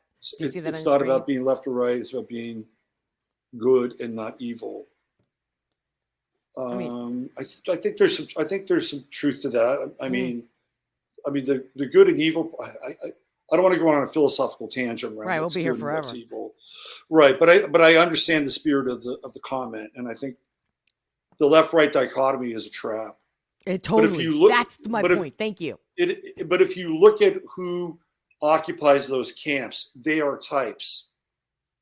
And so on the right, you have the individuals who just want to be left alone. Honestly, they just want to be left alone. I don't need a group. I don't need to go to a meeting. I just want to live my life. I want to do my work. I want to pay my taxes. If I have extra money, I want to buy a boat and hang out in the boat on the weekends and drink some Budweiser and have some kids and watch football on Sunday. That's a little thumbnail, right? And then on the left, you have, but they're individuals that just want to be left alone. And then on the left, you have people that don't want the individuals to be left alone. There's problems. We got problems, right? Problems. And guess what? Depending on your skin tone or your income tax bracket, you're part of the problem. Right. So on the left, they know how to organize and they know how to have a group experience, but they're lousy at being individuals. Absolutely. So what we have to do is somehow get the left to take on more accountability and responsibility for being individuals and not pointing the finger at whoever the bad guy is, whether it's Trump or Elon Musk or somebody that looks like me, right? So that they need to be able to take more responsibility. On the right, they need to look at the group thing a bit more. And they need to look around and say, you know what? If I buy this piece of shit from Walmart, I'm actually participating in globalism. Right. And I'm taking future jobs away from my children. Right. Right. They need to, so the idea for the right is to have a bit of a more global perspective. And that gets back to when by the way, I really think that you should start a program where they hand out hair dryers at the border. Yeah.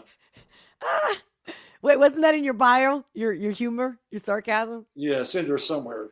What can we call it? Like blow dryers for bohos or something like that, right? Or hair dryers for fill in the blank. That should be your thing. You get Ocasio-Cortez. And I gotta get generators. You gotta get generators. This is where we're gonna plug them in.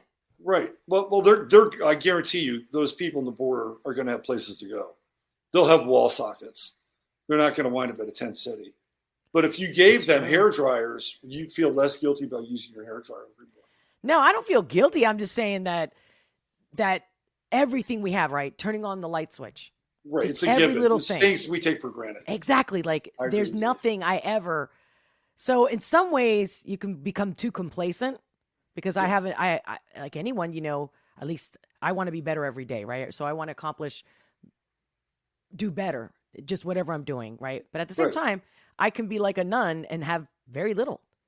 And I do. Right. And I'm fine with it. Like I don't have any issues. I don't have to prove myself. I don't have to wear this expensive bag to feel, you know what I'm saying, to feel more valued.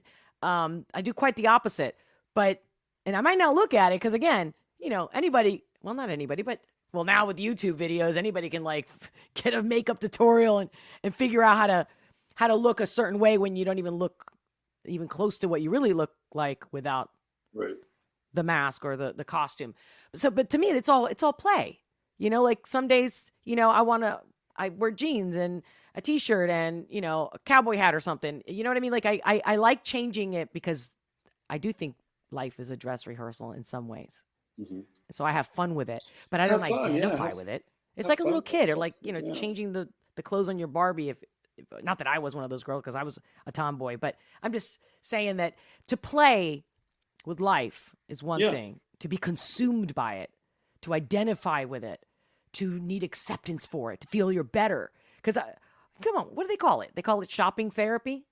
But like Yeah. you said, here are people going to, say, the Walmart or whatever, and they're shopping. The group that we're talking about. Right. But I mean, and to be fair, because I do shop at Walmart occasionally. Number one, it's a regional decision and choice because there's nothing else here. But also number two, it's an economic choice. Because if they wanted to have a different experience, they could go to San Antonio, because I live in Texas. They could go to San Antonio and go to the mall in San Antonio. They'd have to be able to afford gas to go to San Antonio, right? And then afford to shop. So again, a lot of that was also an economically based choice. But it's, you know, at some point, the buck has got to stop somewhere. So I think that's where we are. I mean, the so-called right needs to learn how to work better together with other people in groups. And you could even like look at the elements in our so-called culture which are forcing them to do that. I've watched it here. I've watched these people get the wake-up call, you know, whether it's down at the city council, or whether it's down at the elementary school with the school board, or whatever, right? People on that side have finally gotten the wake-up call, and they're learning how to organize. They're learning how to pull together. Right. You've got parents that have pulled their kids out of public school and are homeschooling them with other parents, which is a group experience. So that's happening, right? That is taking place because people are being forced to do that because they can't operate in a vacuum and have any power, really. And then on the left side, I'm still trying to wrap my head around what's forcing them to become more individual and to stand on their own 2 feet more. I don't really see that, at least not right now. And maybe that'll be the case 2 years from now or 3 years from now. I don't know. Yeah, well, I used to be a teacher as well, and I mean, I still teach in other ways now, but taking away age, just the basics when you're raising a child. Like for example, do you have siblings, Robert? No. Yeah, I think you might have said that you didn't in one of your podcasts, but anyway, so when I was growing up, I'm one of 6. I'm the 4th of 6.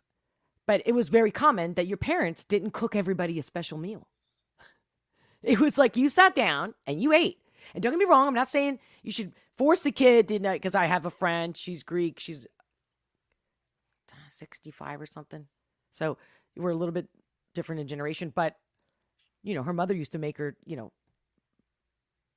pour down pasta down her throat. And for her, pasta was just awful. Like she just sat there for hours. She just couldn't swallow it. To this day, she loves bread, but like pasta or rice, I think it's now a texture thing, but whatever it's related to the forcing. So I'm not saying we should force it where it's traumatizing, but at the same time, my mom didn't have time or the money at certain points, like when my dad was in the service, you know, to do any of that stuff. It's like you're going to sit down, we're having lentils, and you're eating it.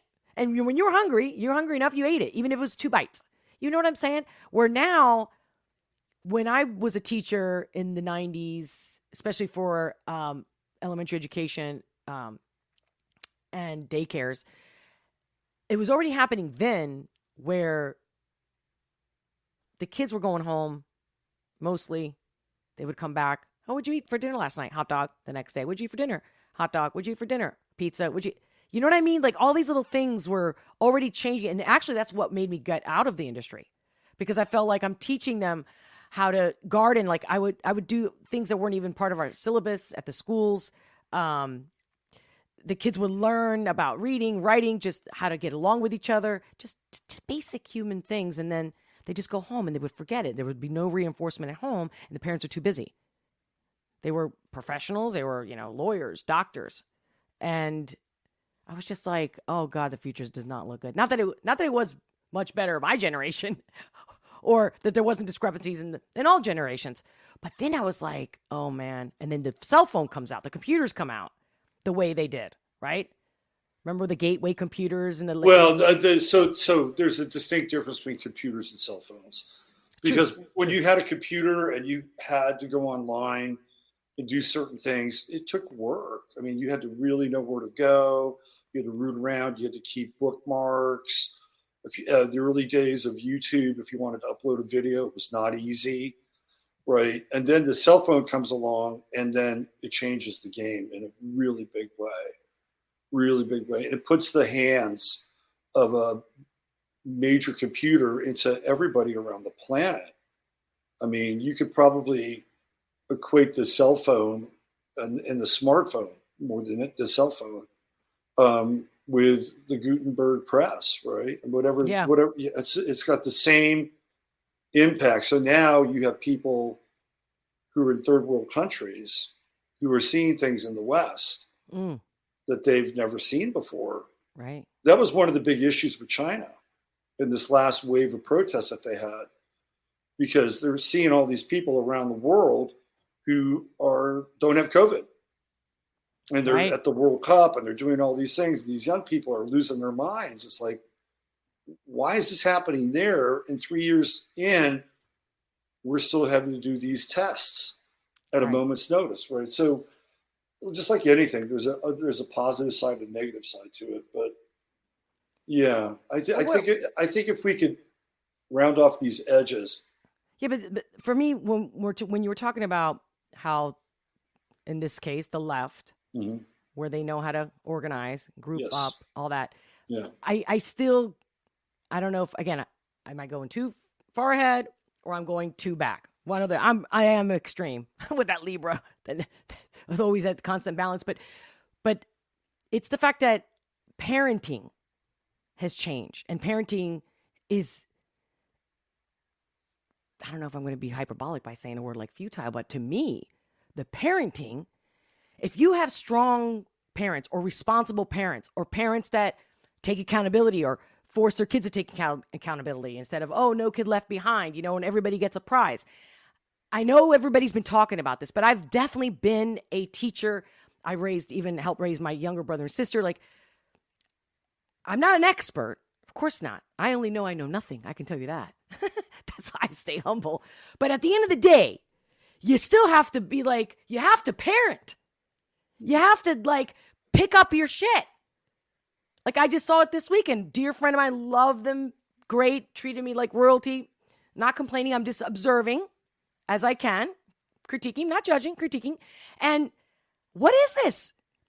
As from the moment you're born, especially if you're being breastfed, but either way, the bottle's in your mouth. The ego's being fulfilled from the second you're coming out of the womb. If, having a decent parent anyway, right? Not ending up an orphan and being neglected. Let's just say the norm would be that, right?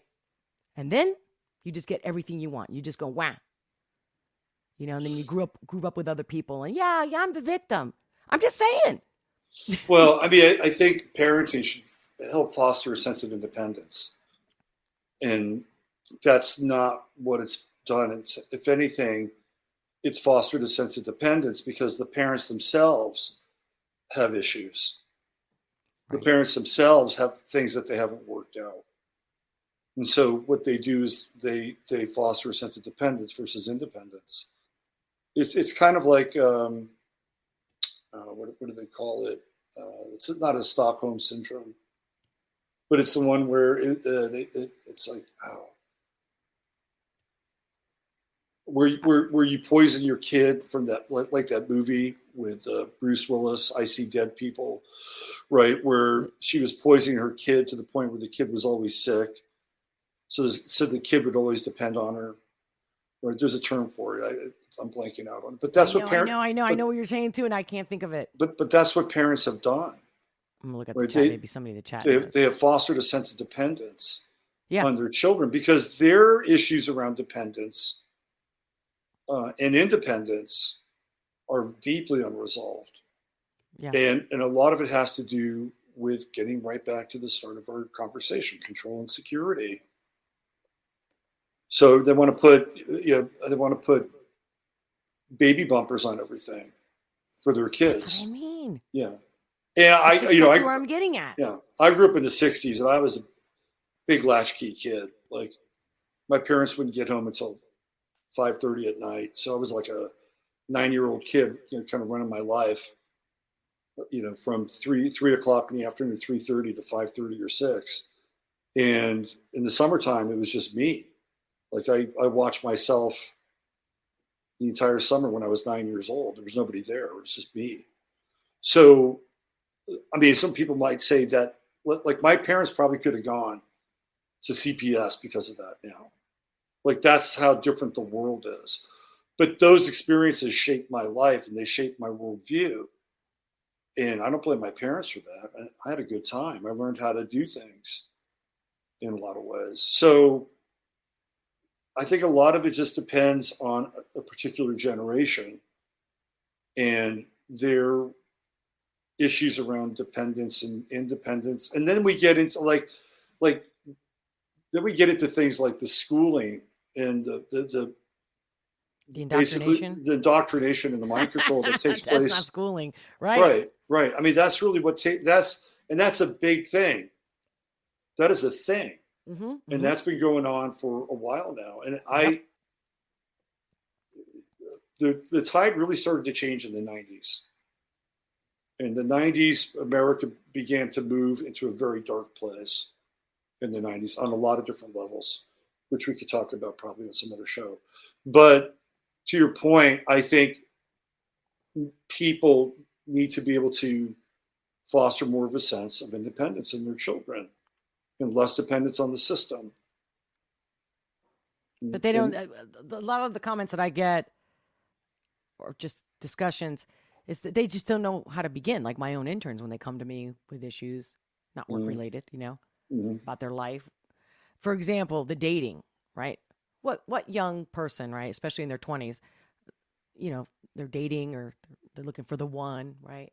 And they all either go to social media for answers. Back in the day, we'd have magazines and we'd go through the magazines and in Cosmo or whatever, and how to get a man, how to keep a man, or blah blah blah.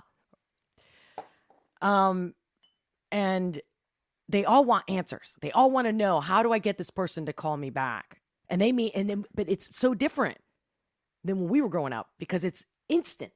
If they don't get that text back right away, it's like they fall apart. Right. I'm generalizing, of course. I'm generalizing, but seriously, I can't tell you how many times I yell at them, going, "Hey, get it together." They'll start crying because they didn't turn something in on time, and I gave them a week extra time for something that should have taken 10 minutes to do. And I'm going, wait, come on now. You're wasting my time. You're hindering my life because what did you do? And they just start crying, for example. And I'm going, why are you crying? And they're like, well, because I tried my best. That what's funny is that so many of them give me the same answer. Back in the day, I guess it would be like, oh, the dog ate my homework or something. But now the answer is, you hurt me, and now I'm paralyzed. I can't handle responsibility. It's like, you're in your 20s. You're a graduate. What do you have, a master's? What? Isn't that what Sam Bankman said? Oh, I did my best. You see that? Yeah, I just got distracted. I'm sorry. I promise I'll make it up. Do you see what I mean? Yeah. And talking about him, I'm so glad you mentioned him real quick, because do you think there's going to be an Epstein here? Because I don't. But people are talking about that. Well, they extracted him. They're using him. They extracted him. He was on a bunch of talk shows. He was on a bunch of online chats, and there was this one guy, CoffeeZilla, who was basically stalking him. And the third online chat he got into, he nailed him. He nailed him on the terms and conditions. And all of a sudden, Sam wasn't just some hapless, altruistic, capitalistic wonk. He knew he hit a nerve, and he exposed that Sam knew exactly what was going on. So when that happened, you timed that up, and that was just last week. You timed that up with this thing with Maxine Waters in Congress. They did not want him talking to anybody. Exactly. So that's in intelligence parlance. It's called an extraction. You're extracting him from the situation, and they'll put him before. Yeah, they'll put him in solitary. I'm actually surprised somebody hasn't killed him by now, because I looked at his astrology and I'm like, this guy's probably got at least 1 or 2 contracts out in his life because of what he did. It wouldn't be that difficult to find him. I'm not trying to, Well, so in Barbados, he had police protection. So he was under 24-hour surveillance. Wasn't it Bahamas? Bahamas. I'm sorry, Bahamas. Okay. No. I'm just. No, he had police protection the whole time. And it was under the auspices of keeping him under surveillance. It was like, well, this is an ongoing investigation and case. And really, they were providing police protection for it. Well, where's all the money? 300 million of it is supposedly in a bank in Brazil. What's that going to cover for all the billions? That's for him. That's his account. That's his account. And the money, the totals of it keep changing. It's up to $7 billion now. I didn't know. $7 billion. So that stuff doesn't happen by accident. No, it doesn't. Of course not. And then, of course, there's the relationship with Ukraine that nobody's talking about. That's why I mentioned it again, because I'm like, should I say it? Yeah, for sure. Or the money that went to the Democrats or something, or funding Democrats. I'm not sure. They were using FTX to wash money in Ukraine. So let's say, for instance, the United States would loan $2.5 billion to Ukraine. Some of that money would then go back through a Ukrainian bank and into a portal with FTX. And then FTX would then reroute that money to Alameda. And then there were separate accounts. It wasn't just that they had an Alameda account and they had an FTX account. They had multiple accounts. And then through those accounts, whether they were in the Bahamas or in the States, they could then use that money to do certain things, like become the third highest donor in the Democratic Party. I mean, Sam Bankman was the third highest donor, $30 million. Where did he get that money? That's the U.S. taxpayers' money, I guarantee you. And that's the U.S. taxpayers' money that went to Ukraine, came back through their little gateway that they had set up. He talked about the gateway. I'm not making it up. It's real. And then converting it into whatever they wanted to convert it into. They could convert it into FTT, which was their funny money coin, and then they could use FTT to buy Bitcoin. They could take Bitcoin, and they could cash out Bitcoin. I mean, there's a lot of different ways that they could do this thing. So, number one, it was a huge money laundering operation, huge, and he knew exactly what was going on. He's not a victim. No, I don't think he's a victim at all. I'm just saying. I mean, the red flags were there from the get-go. I mean, why would people give a young kid? I don't know if the red flags were there from the get-go. I mean, if you go back and look at, what was it, business? It's one of these magazines. It's like I have the damn thing on my desktop, or maybe I got rid of it. But he was on the cover of this magazine. And basically, the magazine said, "Is this the next Warren Buffett?" That was in August and September of this year. They're comparing him to Warren Buffett 3 months ago. So were there red flags at the beginning? If anybody really paid attention to the crypto game, maybe. But those red flags would have been hard to spot because he was keeping 2 separate books.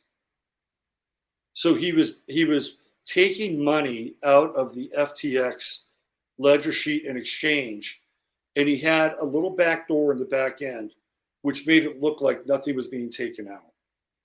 So he was cooking the books, and he was taking that money and moving it into Alameda Research. So if you're just looking at the exchange looks fine.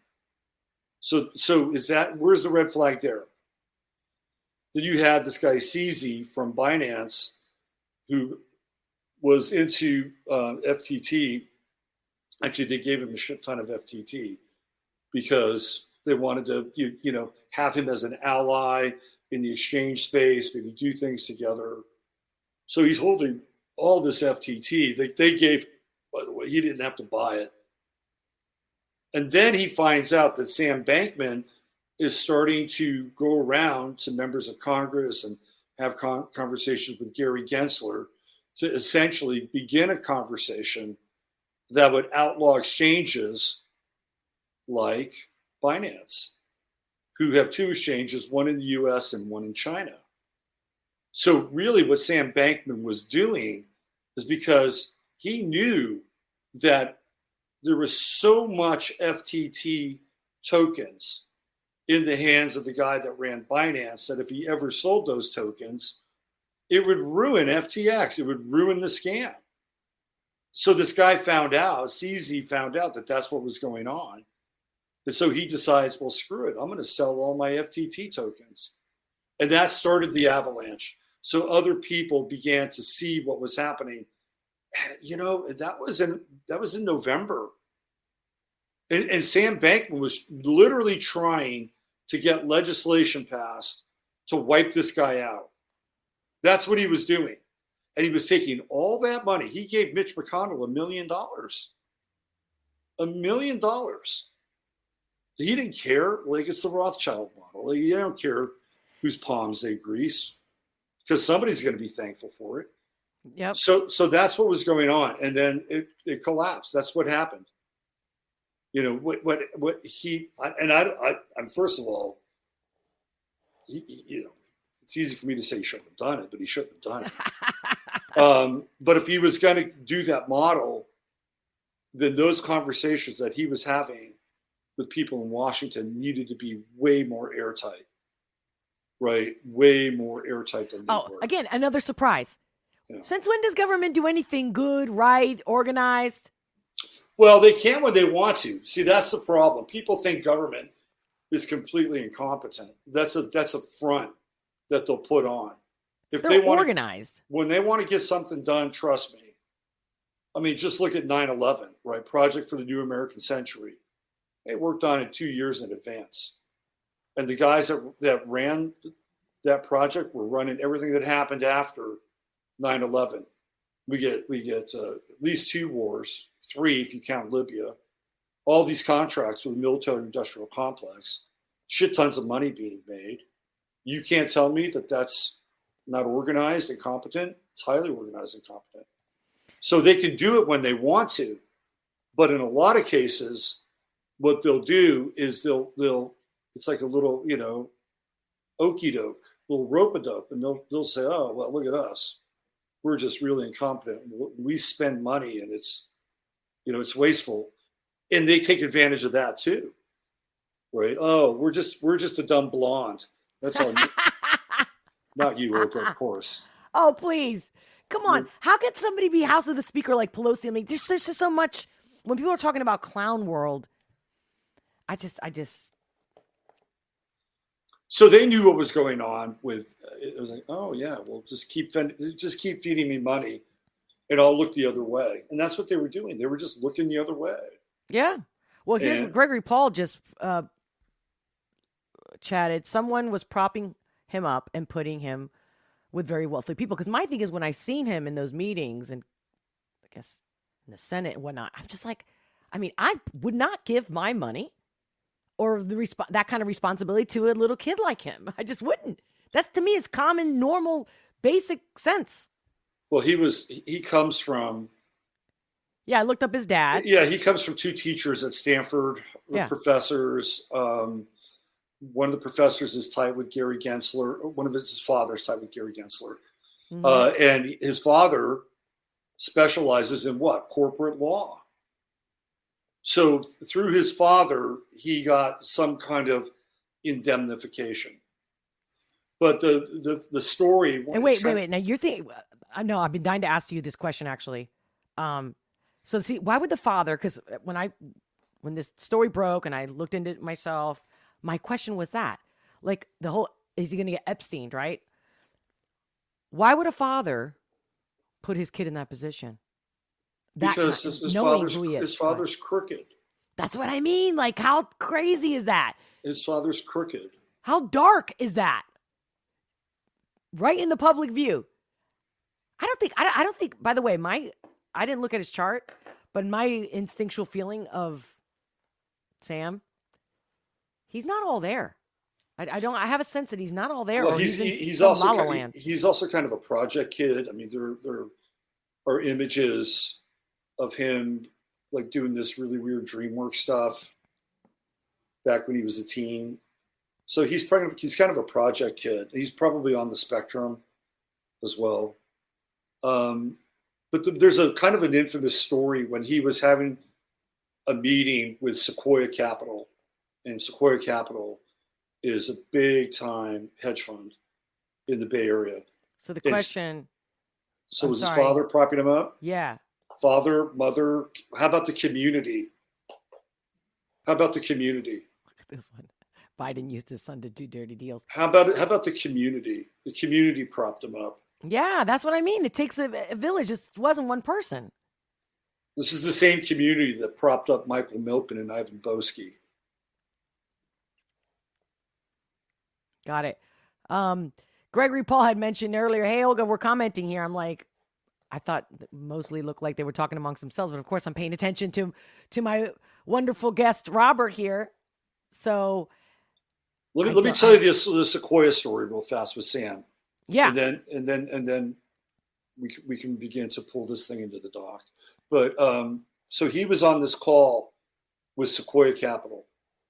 And Sequoia wound up lending them, I think, $5 million, or giving them $5 million. And there's this rumor that it was part of a wraparound, which is that they were going to get money back in a way that wasn't on the table, but that's a different discussion. So he's on this call with Sequoia, somebody figured out that he was actually playing either Halo or Call of Duty or something during this call with Sequoia. Right? These guys are, big time hedge fund capitalists in Silicon Valley. And this is a phone call for $5 million. And Sam Bankman is playing Call of Duty while he's talking to them. Although they in the meeting don't know it. Somebody inside of Sequoia found out that's what was going on. And then they immediately saw that and they said, I fucking love this kid. Give him the money. Right? That was the thing that helped get that deal across the finish line. Somebody at Sequoia thought it was so cool that he was playing as a Call of Duty or Halo during this $5 million. Like you and I would be sweating, right? Yeah. So whatever that person saw in Sam Bankman, whether it was that he was just another nerd or a geek or he didn't care, that was it. That was the green light. So think like about that guy how on CNN masturbating on Zoom. Yeah, kind of like that, right? Although that's what popped into my head. Yeah, but this led to $5 million from Sequoia Capital. And so and there were people along the way that propped him up, people like that person. But that was just one of them. I think he had a loan from BlackRock. I mean, all these people know what's going on. They're all in on it. Yeah. Right? It's not like, there were one or two people. They're all in on it. These are crime syndicates. And people don't understand that. Like all the powerful families, whether they're the Clintons or the Trumps or the Bushes, they're crime syndicate families. Yep. That's what they are. And they work together, and sometimes they have turf wars. And so Sam Bankman. Turf wars, I like that one. Sam Bankman is a byproduct of another crime syndicate group of people and families. That's what it is. So that's who propped them up. It's part of the culture. That's why it's got to come down. See what I mean? Like, it's not another president that's going to change anything. No, not unless the president was a tyrant. Yeah. And like you said, the other group, the so-called right now, right, needs to, like you said, they're already starting. I've actually, you're right. I have a background where I've been doing events. Mhm. I haven't done one this year. In fact, I was going to. It's been busy. But so I have these events called the Charge Station, and it was about uniting people to because unity is strength. And I had started it like in 2015. But now I've been more focused on going to like the city hall, the council, and using my voice that way versus just bringing people together and creating strong communities of, of empowerment, of just, people like you said, people that are individualists or, free thinkers or not in the group. That's what this event was doing for the last 7 years, was literally mostly attracting those type of people. And really, you're right. I had to teach them how to connect, how to truly network versus just going to events and getting a card.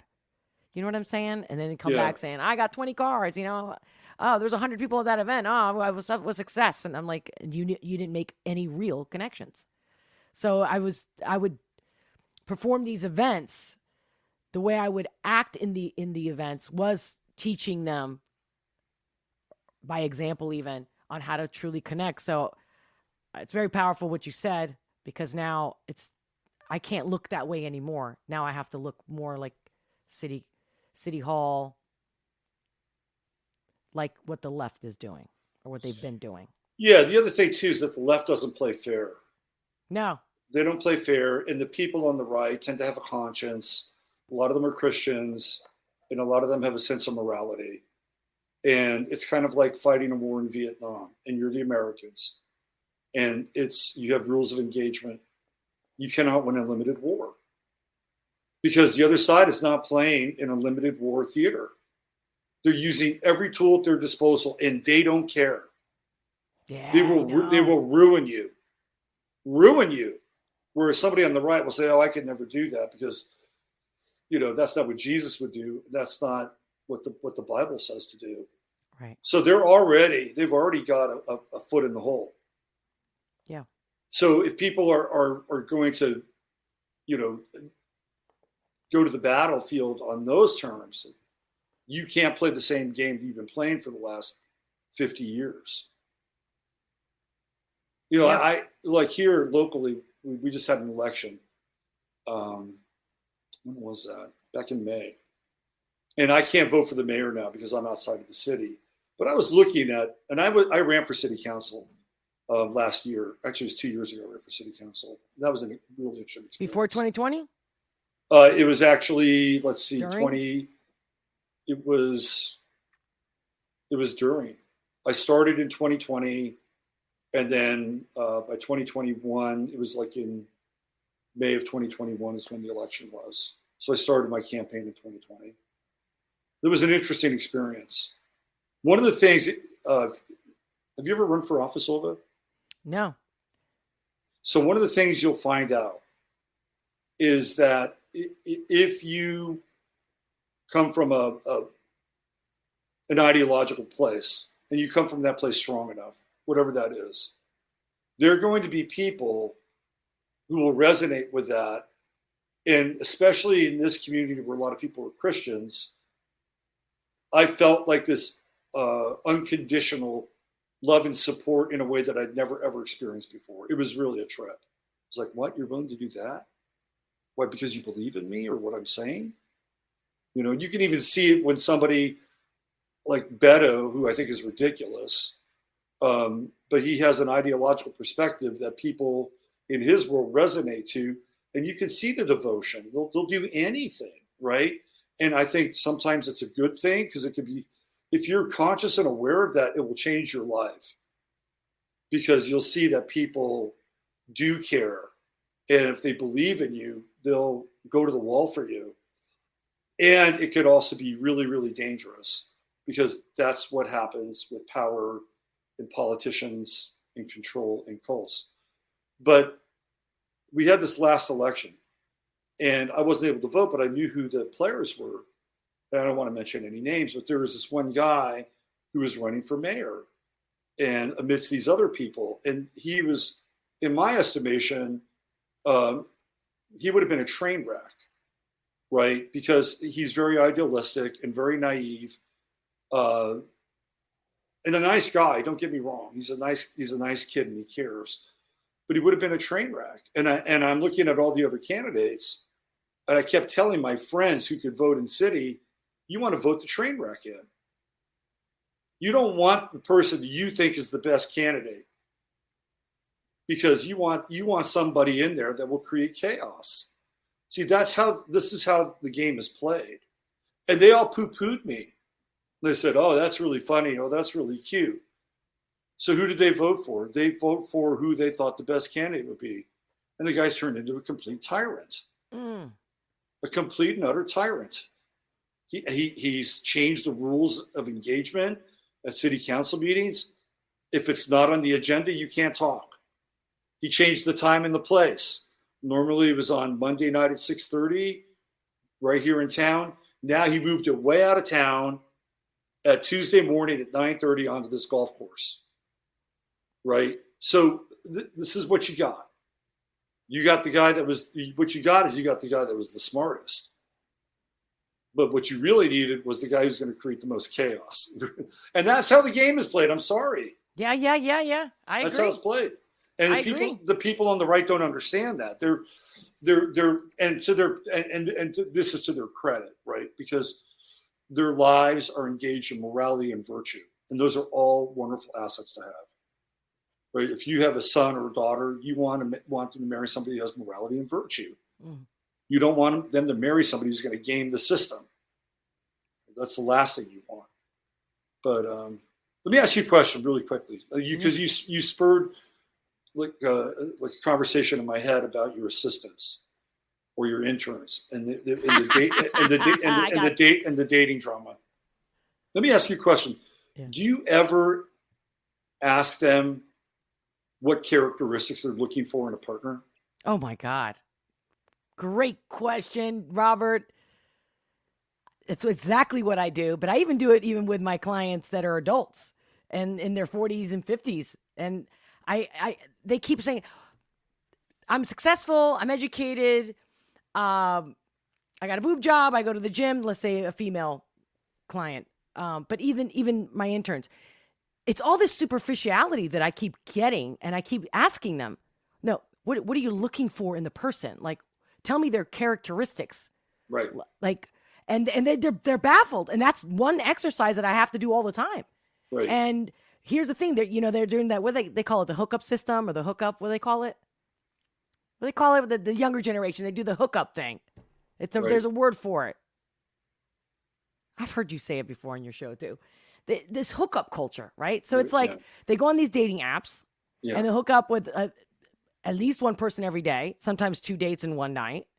And they're just going through it, man. Like, right. Yeah.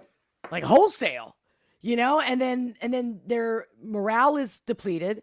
Their self-esteem is gone. Right. They're frazzled. They're a total mess. So the first thing I always tell them is get off the app. Number one, I don't even care how strong you are, how old you are, get off the app. I just had somebody call me 2 days ago about how, hey, I just had a real low. And I'm like, okay. I'm like, what happened? Your mom okay? Your dad? Like everybody okay? Yeah. And I'm like, what happened? Your work is fine. Everything's fine. Yeah. What? She's dating on an app and she's in her 40s. And she never had insecurity issues before. And now she'll go from like, I'm fine. I'm hot. I'm great. I'm successful. My family loves me. I got great friends. I'm loving life, right? I'm getting everything I want, the jobs I want, everything. And one person can get her to a deep depression like that. And it's not the only person. Right. And the young kids are, when I mean young kids, I mean 20s. Because I also don't think that the 20s today are the same 20s as they in the 70s or 80s or 90s. I'm not kidding you.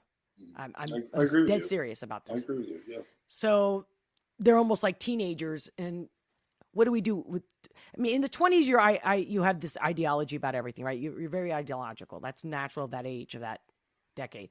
But the teens, it's like you don't even know who you are. You're awkward. You're finding yourself, all those stereotypical things that are true and part of growing up. But then they got these phones and they don't know who they are. And it doesn't matter whether they're left or right, whether they're in the middle, all of them. My interns, they all want a mentor, but at the same time, they're so addicted to immediate responses that if they come to me and they say, hey, Olga,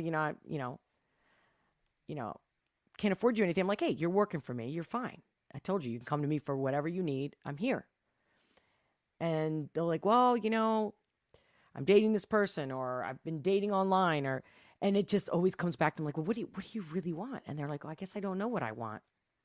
Right. So it comes down to what are their values? For a job. What are their values? Right. What are their values, their characteristics, their virtues, their traits in themselves that they understand?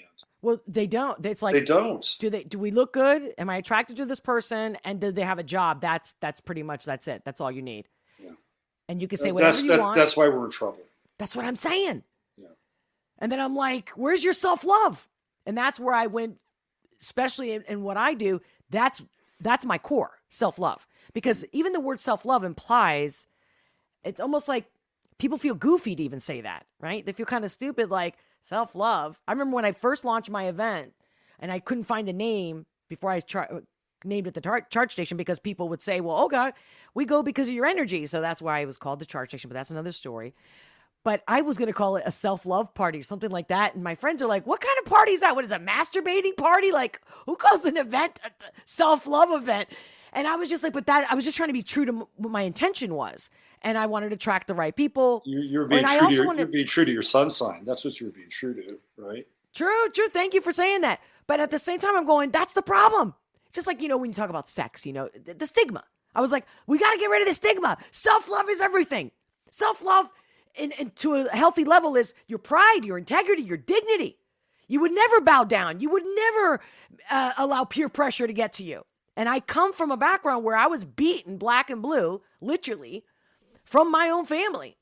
And so I remember when I left, and my audience knows I probably already said it a couple times, but I swore the day I left my family, and I left before I was even of age, like legal age, 18, 17. I walked out of the restaurant on a Saturday night, 5:00. We're getting packed. And I snapped. I'd already been thinking about what I'm going to do, and I knew there was no out. They told me, if you even try to leave, we'll get you locked up in a mental institution, and we could probably keep you under there until you're 21. I'm like, anyway, so for me, you know how you can flip? You can either believe everything you're being told that's bad and negative, and you become that, or you do the opposite. And I vowed the opposite because I felt I needed love so much, and I was beaten so hard, mentally, physically, psychologically, that I just the clients of my parents' restaurant definitely helped me a lot. Like, they loved me and supported me, and they were watching the whole thing happen. So that definitely huge part, if not maybe 90%. I haven't sat down to really do the math, but I know that I don't know what I would have done if I didn't have the customers really support me and love me. And they were the only people that actually looked forward to seeing me. Mm-hmm. So the day that I walked off, I remember taking my apron off, and I'm walking off, and I said, I will be loved. That's the only thing that came out of my mouth. Mm-hmm. I went out with no money in my pocket, out into the street. Never came back. That's another story. But that self-love to me is so important, because every time I was in a bad relationship, a shitty job, you know what I mean? Any place that I had suffered, what got me through it, out of it, was self-love. Mm-hmm. Not like, oh, I'm the bomb, I'm the shit. No. Thank God I had suffered enough that it gave me enough humility, because as a Leo, I'm sure I could have been totally egotistical, which to a point, just like when you were saying you were an asshole back in the day. Not always, but I had my moments. Well, when I was younger, I've always been a good-hearted person, because again, I've had always a connection with deep compassion, but I still had a big mouth and abrasive and raw, and a lot of people get their feelings hurt and whatnot, like I had mentioned earlier. But the thing was that going through the self-love without having your ego, right, become a tyrant and whatnot. So I never became that because, again, I already had enough shit on my ass that I didn't have the heart to hurt anybody the way I was hurt. Yeah. But when I lost everything after I worked so hard, lived in 3 different countries on my own, paid for school, did everything by myself. And my mother said, you'll come back, literally with a Spanish accent. You'll come back like a dog with the tail between your legs. You'll see. You won't survive. They're going to eat you up. That's my mother, literally. And I'm like, you watch me. You watch me. You watch my mouth will be. And I have Mercury conjunct Mars in Leo in the 11th house. Right. And as you know, I'm a Leo. So you already know where that goes. So I've been having to deal with that and try to utilize astrology to become the best version I possibly can be, given what I was given, right? Whether it's astrologically or the way I was raised, or also genetics. I do believe that genes have an effect on us as well. Yep. But yeah, basically, when I lost everything after I worked so fucking hard, against all odds, a woman, I managed not to get raped, or you know what I mean? Like, I managed to miss death a few times. Again, I take credit for that. I worked my ass off for that. But then when I lost everything at 29, that was a Saturn return. Mm-hmm. Thank God that I had met a colleague who made me into an interpreter at that time. I was already an interpreter, but not like on the legal sense or in the or for hospitals and stuff like that. But anyway, he was big into astrology. Well, he is an astrologer and he still does readings to this day, but and also a tarot reader. And he was the one that I knew about astrology in general, but I didn't know that much like the Saturn return thing, right? I just know the basics, the houses, the signs, the typical stuff. And he says, you're going through Saturn return. Just, you'll be okay. Just try to transmute the negative energy into positive things. And I'm like, and I lost everything. So when I lost everything, it was the first time I realized I had an ego. That's the point I was getting at. Mm-hmm. And I was like, I have an ego? No, not me. Because of course, you're angry when you lose everything, when you feel you've been wronged. You know, the ego popped up and I couldn't believe that I had this side in me, that I was as much of an asshole as any asshole. And I was like, I knew that, but I knew that like intellectually. But to see it in yourself in the mirror. So that was, you're talking about that self, that, you know, what do I say to the interns? These are the stories that I will share with them over and over again on, you know, why I'm so passionate about self-love. Because at the same time, people, you know, try to take advantage of me as well when I was in my worst. People were trying to put things in my head. Women would say, you know, I think you're a lesbian. You're just in denial. Like all these things, you're already messed up. And then you got all these people telling you what you should do, should not, who you are. People taking advantage of the fact that I was in a great moment of need.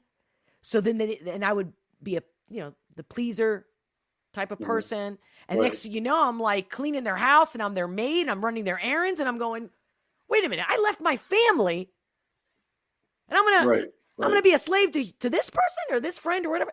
Right. So it was literally, besides astrology, definitely astrology, or just that connection with the divine, because I always believed in God. But again, when I lost everything and ego took over, honey, I told God to go fuck himself. Seriously. And it's kind of weird for me to say that now, because whether you call God a thing or an energy or a superpower or an intelligence, I know now without a doubt. Before I didn't have a doubt. And then when I lost everything, I'm like, where are you, bro? What? I've been a good person. What are you doing to me? So Saturn return helped me realize, hey, this happens to everybody, you know? Yeah. And then, so that helped the pain, but I still had to do the work. And I'm telling you, at the end of the day, it was the going back to that self-love. So that's what I find. They don't even know what love is. They don't even know what love is, period. And then if you ask if they love themselves, how are they gonna even look for somebody with certain characteristics? When to them it's, do I look good? Right. Did I get a college education? Mm-hmm. Oh, I'm not on drugs. And I get that, and it's all valuable. But at the end of the day, it's like, who are you? Where do you want to be? I don't know. Well, in some ways, it's Kim Kardashian. It's a byproduct of a secular humanistic upbringing, right? Like if that person had some form of, and I'm not here to like push Christianity, but if they, let's say they had some form of Christian faith, they wouldn't be all tied up in those kinds of knots. I agree. I agree. There are different knots they get tied up in, but not those knots. Yeah. Because the whole idea is that there would be one love, right? Like you as a person would love God so much that you wouldn't want to let God down. So that would be everything from taking care of yourself to treating other people right, to do the best that you could in whatever kind of occupation or field that you were in, because it was all a reflection of your relationship with the divine and God. Right. So the self-love is a byproduct of a higher love, and the higher love becomes a way to amplify the love of the self. They're all connected together, right? But people in our culture today don't have that. So they have what we would call lesser gods, like the Kardashians, who you brought up, or fill in the blank of the current thing, right? So anyway, we could probably just hang out here for the next couple hours, but I'm sure you got stuff to do. Well, did I answer your question? I know I gave you the long answer. Yeah, I think so. About the character, right? Because I think that's the important thing. Yeah. The young people, like, I have a son, so we have these conversations every now and then, and about women. And my advice. Is he dating, married? I'm just curious. Well, he's in his first year of college. He just shared with me that he's now using astrology to pick up chicks. Smart. Even though he's not into astrology, he's just. In fact, you'll like this. He told me that here's your hookup. The other night, he hooked up with a Leo. And I said, did you just tell her everything she wanted to hear about herself? He said, yeah. And I said, oh, you learned from the master, didn't you? He says, yep. What's his sign? He's a Pisces. Ooh, interesting. Yeah. So, we have these conversations. And this is the problem, is that parents don't have conversations, the right conversations, with their kids. And I've lived a little, so I kind of understand this realm. I said, look, if you are going to hook up with somebody permanently, the first thing you need to do is figure out if she likes her father. If she likes her father, respects her father, and loves her father, that is huge. I always say that. You do not. My mother taught me that. Or if you're a woman, you want to hook up with the guy that loves his mother. Yes. Not in a weird way. I know exactly what you mean. Yeah, right? Yeah. But when they get crazy with their mothers, I'm like, get away from me. That's a little too much, right? Yeah.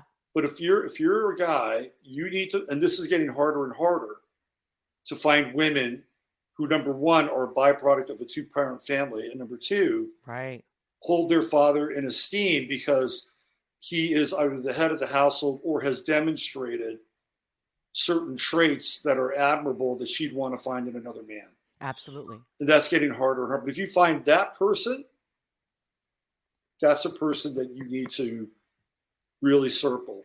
And then the second thing you need to be able to have is you need to have commonality. You need to have things that you share together, whatever they are, whether it's the same kind of music or an interest in sports or anime or whatever, right? You don't want to have somebody who has really divergent interests. And they can have some divergent interests because you can learn from them and vice versa. So you need to have, common interests together. Mm-hmm. And that other person, if it's a woman, she needs to be able to love and respect her father. Then you have the basis of something. You have the basis and foundation of being able to connect with another person at that point. And the rest is up to you and her, or her and a guy, or whatever that is. Yeah. And people don't really have those conversations. And if they do, how many people come from broken homes? I mean, I've been doing astrology for a long time. I can't tell you how many clients I've had been sexually molested. The stories I hear are off the charts. Mm-hmm, mm-hmm. So I'm actually surprised that a lot of these people just keep their shit together and live. I know. You're still right. Yeah, it blows my mind. I'm like, you went through all that? Wow. Yeah. That's something. Yeah, I think I'm blessed compared to them, honestly. Like that. Yeah, we've all had trauma. I mean, let's face it. But that level, You know, that's But there's the hardest. I've run across. I knew this guy one time. He's a really good friend of mine, and like he was an Aquarius. He was like the coolest guy, but every now and then a dark cloud would come over him, and it had a lot to do with his past. And he wound up. I shouldn't tell this. Let's just say. No, I'm just trying to figure out where the line is. He did something that nobody should ever have to do, and he did it out of love. Let me just put it that way. Okay. And that thing wrecked his life for years. And I watched him struggle with this event. And yet, you know, he would come back and kind of rise like the phoenix and carry on. So the amount of trauma that people carry in a lot of ways is absolutely heroic. You know, it's just absolutely heroic what they have to go through. So it is. We're here now at this time of year in the season of Sagittarius. It's like, well, what are we thankful for, right? And I think if we could all find at least one thing we're thankful for, you know, we can plant that as a seed moving forward. Running water. Like running water, that's Europe exactly. is not going to be having some heat, supposedly. Right. So be thankful for something and build on that. I'm thankful for you. I'm thankful for everyone in the chat. I'm thankful for anyone that leaves a comment. I care. If nobody's told you they love you, I love you. You hear me? You think I'm kidding, but I'm not. Robert, I'm going to wrap it up because I won't stop. Yeah. I kind of went down that path so you could take that cue and start to wrap it up. Yep. You're a pro. Thank you. Olga, you're great. You're going to be huge. I can tell. Oh, Lord. Yeah. Oh, Lord. Well, I'm going to be calling you. Just remember I'm going to be hiring you. Remember me when your name is up there in lights, Olga. Oh, no. We're going together, hopefully. All right. This journey, this one guy gave me this corny line years ago. He was like, it's your world. I'm just walking through or walking by or something like that. And I'm like, as corny as that sounds, I like that. It makes sense because you're right. You're just coming by. Right. So that's not going to happen here. Good. Not unless, you know, you're too busy. All right. Well, ladies and gentlemen and ladies, everyone in the house, in the live chat, or watching this replay, much love. Once again, Robert, thank you so much for everything. Thank you for being here. Yeah, you're welcome. Thanks, awesome. Chat. Nice meeting you. Guys, until next time, much love. And I'll talk to you soon.